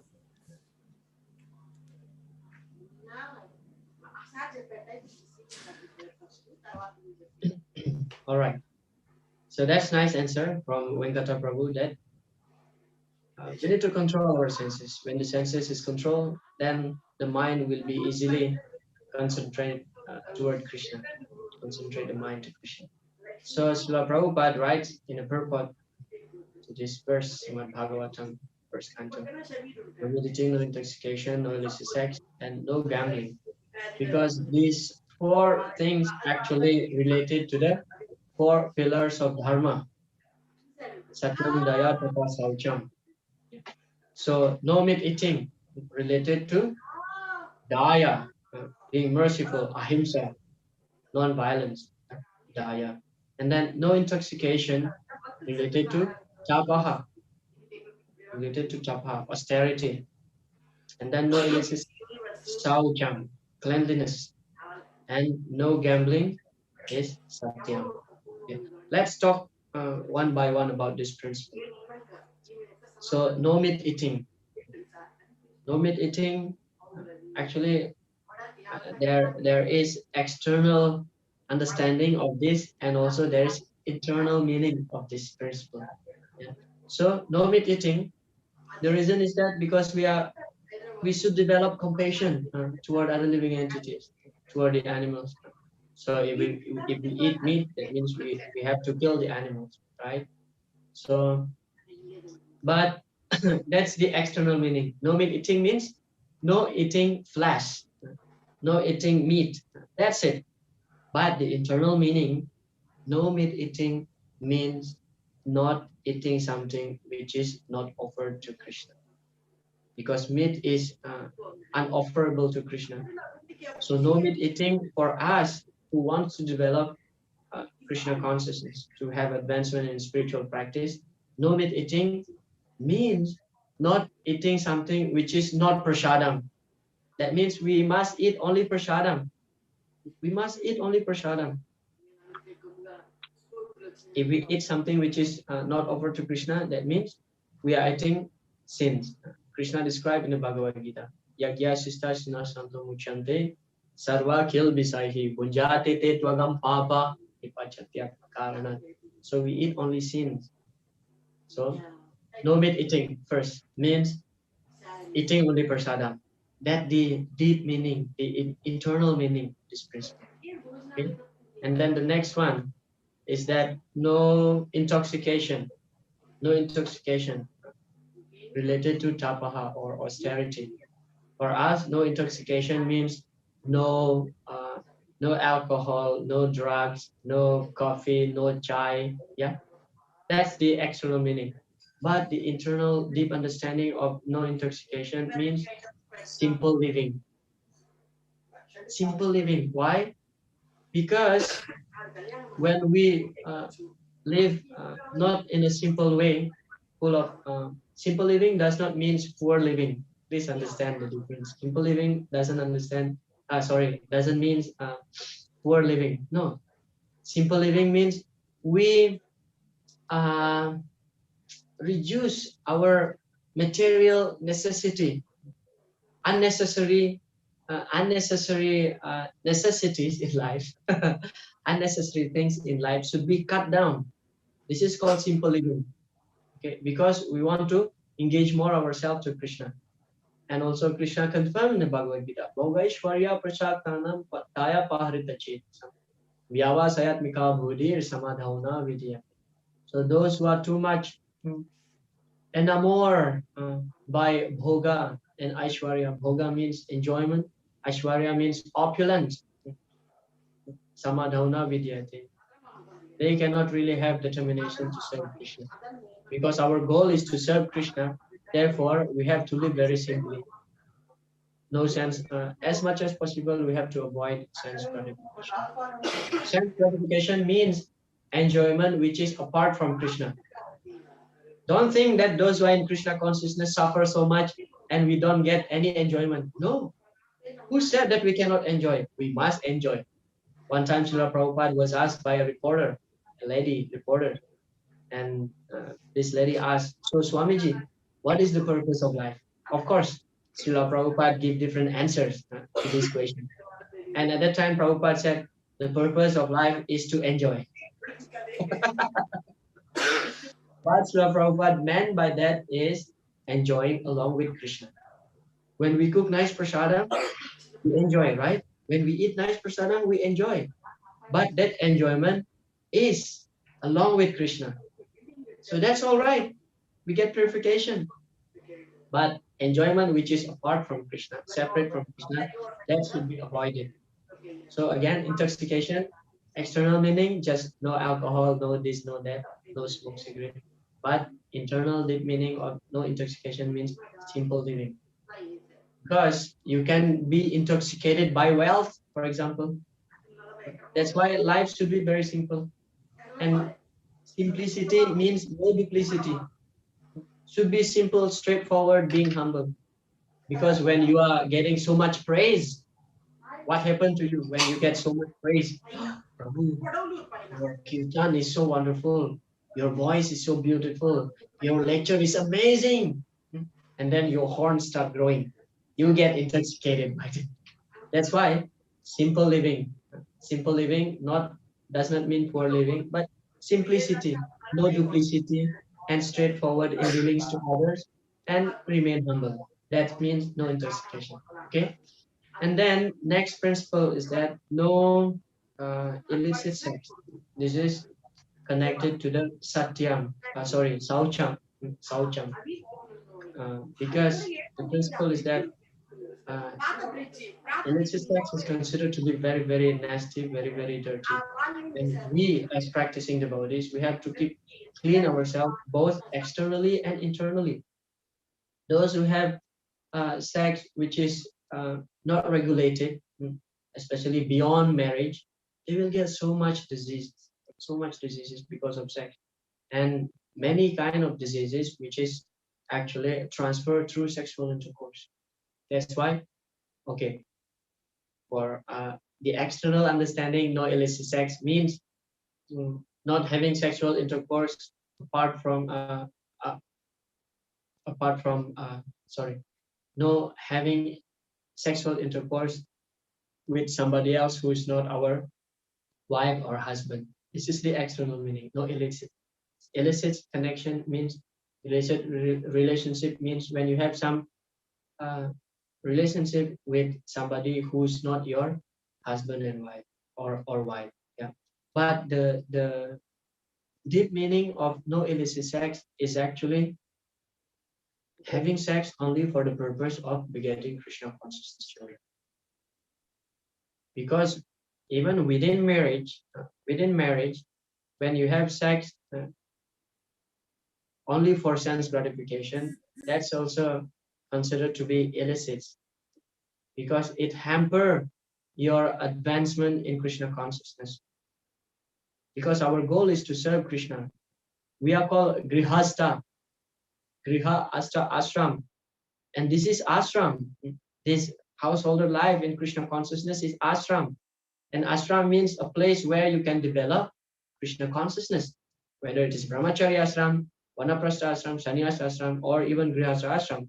Ashram means a sacred place where we can engage in spiritual practice. But those who are uh, taking, what do you call this? Not advantage, but taking excuses to enjoy sex, not on the regulated basis. And even though they are married, but sex is performed for sense gratification, that's considered to be sinful. Yeah. Yanmai tunadi grihamedi sukam hitucham kandu yanena karayor ivadu kadukam tripyanti neha kripanan bahudu kabajam kandu tivan manas jam vishahe. Prahlad Maharaj explained that this is the life of Grihamedi. The center is Maitun. Maitun means sexual intercourse. And we are trying to be devotees. So as much as possible, we have to avoid having sexual intercourse, although within marriage, if it is not for the purpose of begetting children. Now, of course, this is very tough. When I was explaining this, one devotee was asking me in my previous IDC class, and because Prabhu, we live in Grihastha ashram, we live with wife or husband. Sometimes we cannot control our desire, and what to do with that? Well, there is an injunction also given in the scripture. In the Kama Sutra, it is mentioned that once a month, a couple, husband and wife, is allowed to have sexual intercourse once a month, but not more than that. Otherwise, the life is just like animals. So once a month, it is mentioned. And once the wife is pregnant, no more sexual intercourse. So that's the injunction. Because after all, Krishna mentioned dharma dharma viruddha bhutesu kamo asmi bharata rishabha. Krishna says in the Bhagavad Gita that dharma viruddha bhutesu kamo asmi. That sexual intercourse, which is following the guidelines of the religious principle, is me. Yeah. So sex is such a very sacred thing because it is Krishna himself. But provided that sex should be in line with the religious principle, dharma. And the purpose of sex is to beget Krishna consciousness children. So as devotees, we don't use contraception. If we use contraception, that's actually demoniac. Srila Prabhupada condemned this very much. Because life becomes like animals when we have sex irregularly. Irregular means just for enjoyment. So that's the meaning of no illicit sex. Okay? No illicit sex. The deep meaning is that to have sex only for begetting Krishna consciousness. And then the last one is that no gambling. No gambling connected to satyam, truthfulness. Why? Because the principle of gambling is that speculation. Speculation means not truthful. You are speculating something. So the external meaning of no gambling is no gambling. You don't bet, you don't gamble. But the deep meaning of no gambling is that this is very interesting.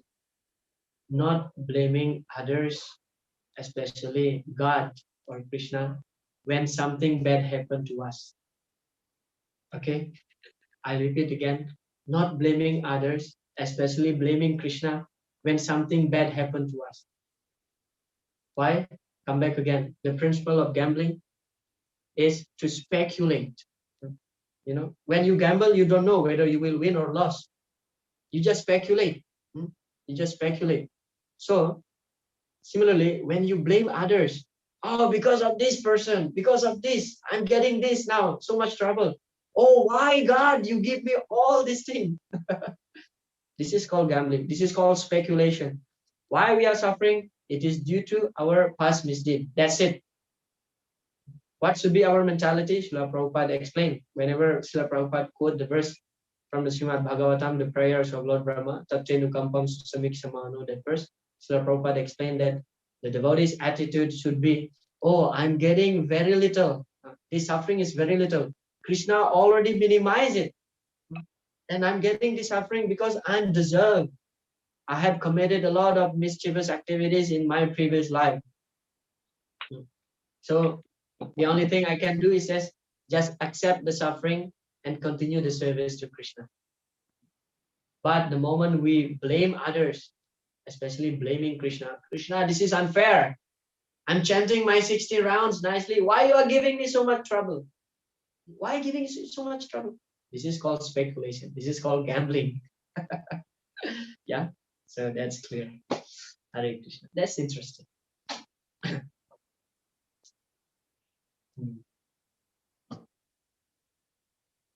Okay, so initiation, vows, four regulative principles. And this should be, actually, we memorize it. These four things. Of course, at the time of initiation, sometimes because too much emotion in our heart, sometimes our mind just goes blank. You know, what is the vow? It's happened, you know, many times. I witnessed this during initiation time. Like the devotee is just completely blank. You know, the guru asks, please, what are the four regulative principles that you will follow for the entire your life? Okay, yeah. So should be clear. We have to well prepare, and then continue our discussion following initiation vows. Srila Prabhupada said, it is not very difficult to follow the four regulative principles. Oh, Are not very difficult. Prabhupada just saying like that, not very difficult. These things should be stopped if you will want to be serious. Otherwise, make a farce and do whatever you like. I cannot give you protection. That is not possible. So you must have to follow these rules and regulation if you are serious. Then take initiation. Otherwise, don't make farce, don't make farce. That is my request. Because it happened one time in Australia, in Sydney, Australia, in the 1974. I think that's 1974. Srila Prabhupada came to that center in Sydney, Australia. And then, Srila Prabhupada was very merciful, actually. So Prabhupada was very merciful. Even somebody just joined for a week in the temple. Srila Prabhupada arrived, and the devotees announcing that, okay, tomorrow there will be initiation. Those who wants to take initiation, kindly register. This is an exceptional situation, because Srila Prabhupada was in urgent time. And then one time it's happened that one devotee just joined like about a week, took initiation from Srila Prabhupada. And then the next day after Srila Prabhupada left, he also left. That means blue. This is an ISKCON term, blue, when somebody is, let's say, fall down or not following the principles anymore or leave Krishna consciousness, they call it as blue. Why blue? Because this blue having unique history also, just like a stone. You throw in the water, the sound is blue. That means fall down. Anyway, so that happened, and then one devotee, after getting initiation, Srila Prabhupada left, and then he also left. He just lived like common people. And then the temple president reported to Srila Prabhupada, oh, Prabhupada, actually this devotee took initiation a few days ago, now he just blew. And Prabhupada said, he was never initiated by me. Then the temple president said, but Prabhupada, yesterday you gave him, that day you gave him initiation. Prabhupada said, if he doesn't follow the principles, doesn't follow the vows, that means I never give him initiation. That means what? Srila Prabhupada rejected that person. And what can be more painful, worse than being rejected by spiritual master? So we have to be very serious in following these vows, initiation vows, and very important. Otherwise, initiation is simply a joke if we just take initiation and not following the vows. My advice is always chant 16 rounds minimum. Follow the four regulative principles. All of my disciples must agree on this point, otherwise they are not my disciples. See, Prabhupada was very clear. Otherwise, they are not my disciples. My disciples must follow these principles, living either in the heaven or hell. That means whether we are happy or not, just don't break the principles. Okay, we are not the karmis, we are not the non-devotees, we are devotees. If suffering comes, don't go to drugs, don't go to alcohol. If suffering comes, we just chant more rounds, that's it. In the life of the non-devotees, if they get some stressful situation, they go to alcohol, and what happened? They think that they can forget their problem. Yes, for a moment they can forget their problem, but after their brain comes to normal, again, they become stressful. So don't break the principles. Living in the heaven or hell, that means whether we are happy or not. It is not that when we are happy, we follow the four regulative principle, and then when we feel stressful, oh, we break the principles. Okay, this is group exercise. We are not going to do this. If still you are unable to fulfill that promise to your spiritual master, then what is the use of calling yourself devotee and disciple? That is simply pretending. So you should think like this, that I have promised my spiritual master this, now I must obey him without any exception. Otherwise, I have no business calling myself his disciple. That will be your austerity or tapasya for forcing you to make very rapid advancement in Krishna conscious understanding. Without tapasya, there is no question of making advancement. But if you want to call yourself a devotee and serve Krishna in that capacity, then you must avoid these four basic principles restrictions under all circumstances without any exception. Of course, once, twice, Krishna may excuse. That is not very difficult. But more than that, it will become very difficult for Krishna to excuse you, and there is great risk that everything will be lost despite of all your time and effort spent. Very interesting here, Srila Prabhupada mentioned about tapasya, the importance of tapasya for spiritual advancement. because the principle is that no pain, no gain, right? The money will not come from the sky, will not fall from the sky. So you must endeavor. You must endeavor to get the money, then you get money. So similarly also, in spiritual understanding, we have to perform some certain of tapasya, some sort of tapasya to regulate ourselves. And this tapasya is not meant to torture the body, but this tapasya should be joyfully performed. Susukam Kartumavyayam, 9th chapter, Krishna mentioned, it should be joyfully performed. Are tapasya, tapasya means like, very austere, this and that, no this, no that. How can it will be performed joyfully? Why not?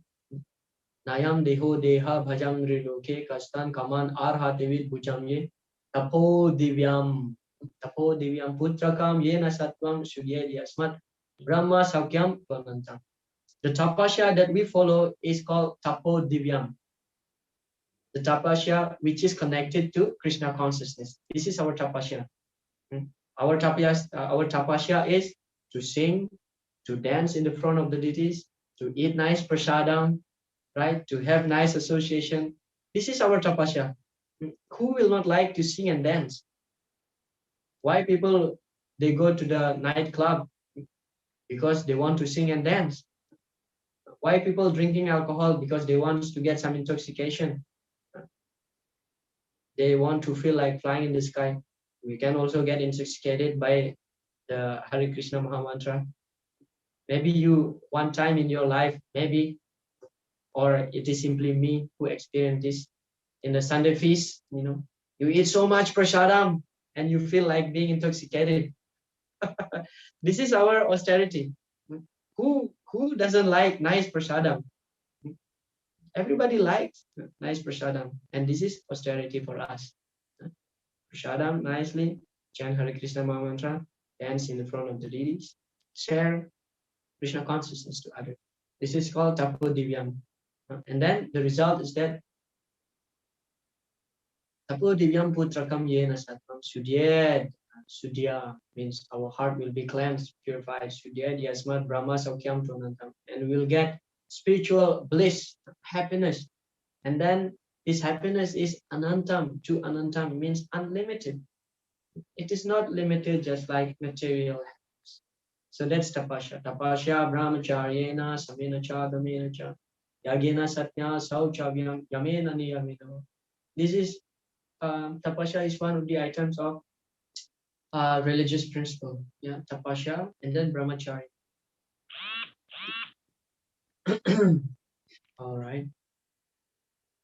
And then Prabhupada also mentioned here about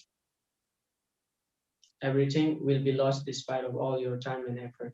So of course, once, twice, Krishna may excuse. In case of by chance, while practicing as sadhaka, sometimes our mind get allured by Maya. Sometimes we deviate.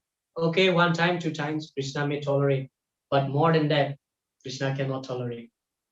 And Prabhupada said that despite of our time that we spend, we may lose everything.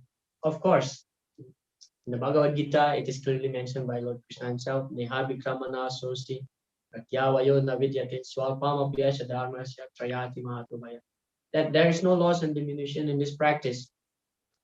If we advance up to 50%, so we fall down, we will continue from this 50%. And the credit of bhakti will never lose. It is also explained by Narad Muni in the Srimad Bhagavad Gita. Tyaktva swadharmam charanam bhujam harer bhajana pakko tapatat tato yadi jatra kwa ababadram abutamushakim ko varta apto bhajatam swadharmam. If by chance the practicing devotees seems to be fall down or bloop or bloop or deviating from rules and regulation mentioned, still there is no loss. Still there is no loss. But it does not mean that we can take it as a granted. When Krishna give assurance there is no loss, doesn't mean that we can break the rules and regulation. Anyway, there is no loss. Anyway, there is no loss. This should not be our mentality. This is actually aparad. This is an offense. Just like, okay, now I commit sinful activities because we know the glories of the holy name. It's able to, the holy name able to diminish our sinful reactions. Yeah, just by chanting the holy name once. Namno Hyavati Sakti Papa Nirharane Hari Tavat Kartum Nasaknoti Patakam Pataki Naraham. It is explained in the Brihad Vishnu Naradiya that once a person chants the holy name of Lord Hari, that not only destroying the sinful reaction from the past, but also can counteract the sinful reaction that one will be able to perform in the future. But it does not mean that we can do whatever nonsense we want and then later we chant Hare Krishna to rectify ourselves. No, this is an offense. So like that. Should be very careful between offenses and sinful.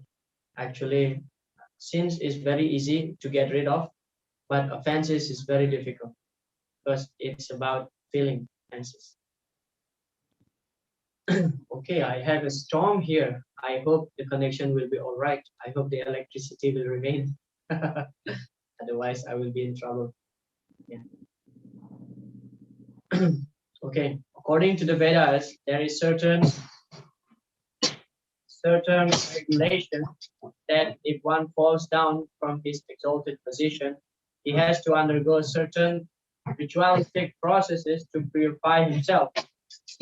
But there is no such condition because the purifying process is already there in the heart of the devotees due to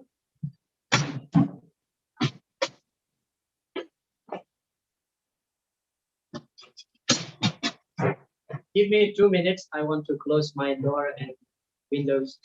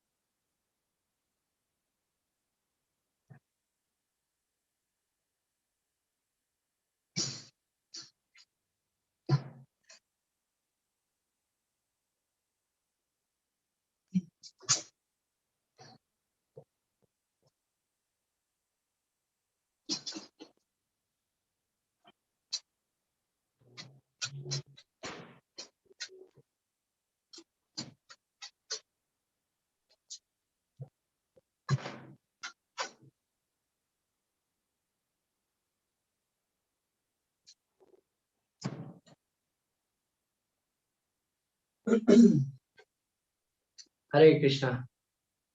Thank you very much for tolerating my.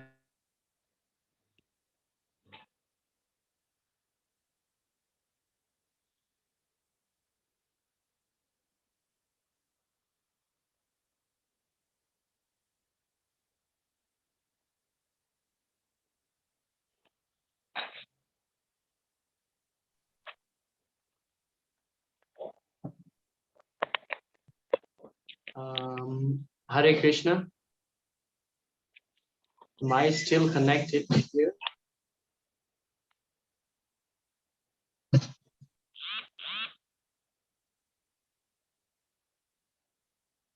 Okay.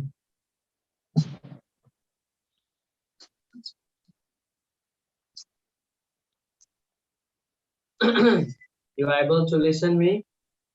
My electricity is gone, so I don't know whether I'm still connected or not. Somebody can respond. Yes, Prabhu, you are connected. Okay, I'm still connected, but I hope my 4G connection will remain. Let's see here. Anyway, I shall continue in spite of. Or I don't feel so comfortable. It's dark here and we just finished this point very quickly. Yeah. According to the Vedas, there is certain regulation that if one falls down from his exalted position, he has to undergo certain ritualistic processes to purify himself. But here there is no such condition because the purifying process is already there in the heart of the devotees due to his remembering of the Supreme Personality of Godhead constantly. Therefore, the chanting of Hare Krishna Mahamantra should be continued without stoppage. So when by chance somebody falls down, so it doesn't, in Krishna consciousness, we don't have to perform some kind of what we prayachita or atonement. But the only thing that we have to do is that just continue the practice. Okay,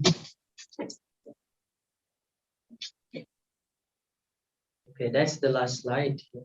Okay, so regarding initiation vows, I think that's clear. That we must be very serious, as I mentioned earlier yesterday, that if you pass this course, you will get the certificate. This certificate is not the proof that we are qualified disciples. But our only qualification is that when we are seriously practicing Krishna consciousness, especially following the initiation vows. All right, so we cover 3 topics today about the Guru Padashraya, and then how to select gurus and initiation vows. So I think I will just stop here for now. Kindly please forgive me. I apologize for this. I don't feel convenience because it's dark and also my windows is banging here and there. I don't know. I already closed it, but still. All right. Were there any last question or comments before I withdraw myself from this class? Hare Krishna. Hare Krishna, Prabhuji. Hare Krishna, Prabhu. Yes. Prabhuji, I am being as a Brahman, so it is easy for me to take the first vow as not to eat meat.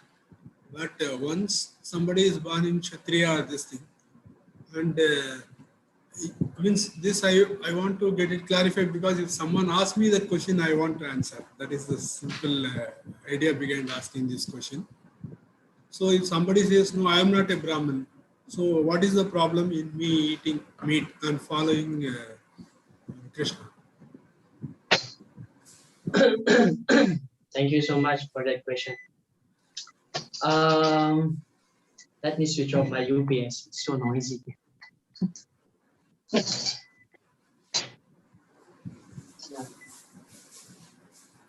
Just give me 2 seconds.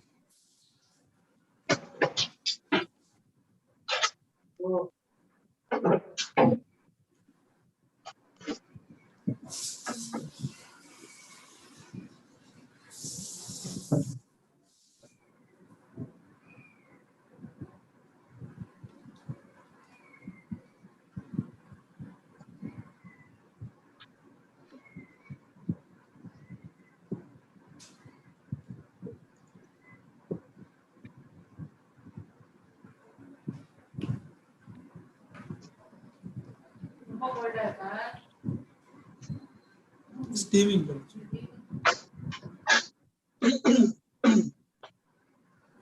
Okay. Hare Krishna. Please forgive me for this disturbances. Yeah, so, okay, you are born in the Brahmana family, Brahmana line, so it's okay for you to take up Krishna consciousness. But what if somebody who is born not in a Brahmana family? So what is the reason why they are taking Krishna consciousness? Well, first of all, we have to understand that this Krishna consciousness movement is not meant only for the Brahmanas, but it is for everybody. Because after all, Mama Ivamsa Jiva Loke Jiva Bhuta Sanatana Manasastan Indriyani Prakriti Karsa. We are part and parcel of Lord Krishna. We are all the sons of God. We are all the children of Krishna. We are all children of Krishna. And we have right to come to our Father's house. Yeah. So not only actually this Brahmana, Kshatriya, Vaishya, Shudra. These are all material designation. These are all material identity. Prabhupada refers this as skin disease. I'm Indian, I'm American, I'm Indonesian, I'm cats, I'm dogs. Prabhupada said this is skin disease. So spiritual practice or Krishna consciousness is not meant only for the Brahmanas, but it is for all the jivas, because ultimately the jiva's position is that Swarupa Jiva Hoy Krishniran Nityadas. That's our position as jiva. Eternal living entity is to serve Krishna. Nitera Krishna das. So everybody can get the chance to advance in spiritual life and be liberated from the material entanglement. Not only the Brahmanas, but of course, Krishna himself created the Varnashram system, Chaturvanya Maya Shrecha Guna Karma Vibhaga Saha. Krishna mentioned that because when we follow the Varnashram system, actually the life in the society will become smoother, will become better, nicer. That's why we follow Varnashram. And we follow Varnashram. This should be in connection with Krishna. That's why it is called Daiva Varnashram. The Varnashram system that we follow is Daivi Varnashram, divine Varnashram. And the goal is that just to achieve Krishna. So when there is Brahmana in the society, Brahmana will give guidance, Kshatriya will give protection, Vaishya will fulfill the needs, Shudra will work to serve the another three classes. So regarding Krishna consciousness is completely independent, despite of differences of caste, creed, nations. Otherwise, why Srila Prabhupada would preach Krishna consciousness to the Malaysia countries, to America, Malaysia countries, Yavanas, Malaysia. Yeah. Why he doesn't preach only to the Brahmanas in India? Well, because the principle is that Krishna consciousness is meant for everybody. Everybody is suffering, and Krishna consciousness is the only way how to get rid from this material world. Samsara kupipatitam visaya musitikshanam grasam kalahina atmanam konya statrum adishwaram. So Pingala, the prostitute in the 11th canto, prayed to the Lord that we have fallen down to this dark well of material world. So Konya Statrum Adi Ishwaram, who else can help us other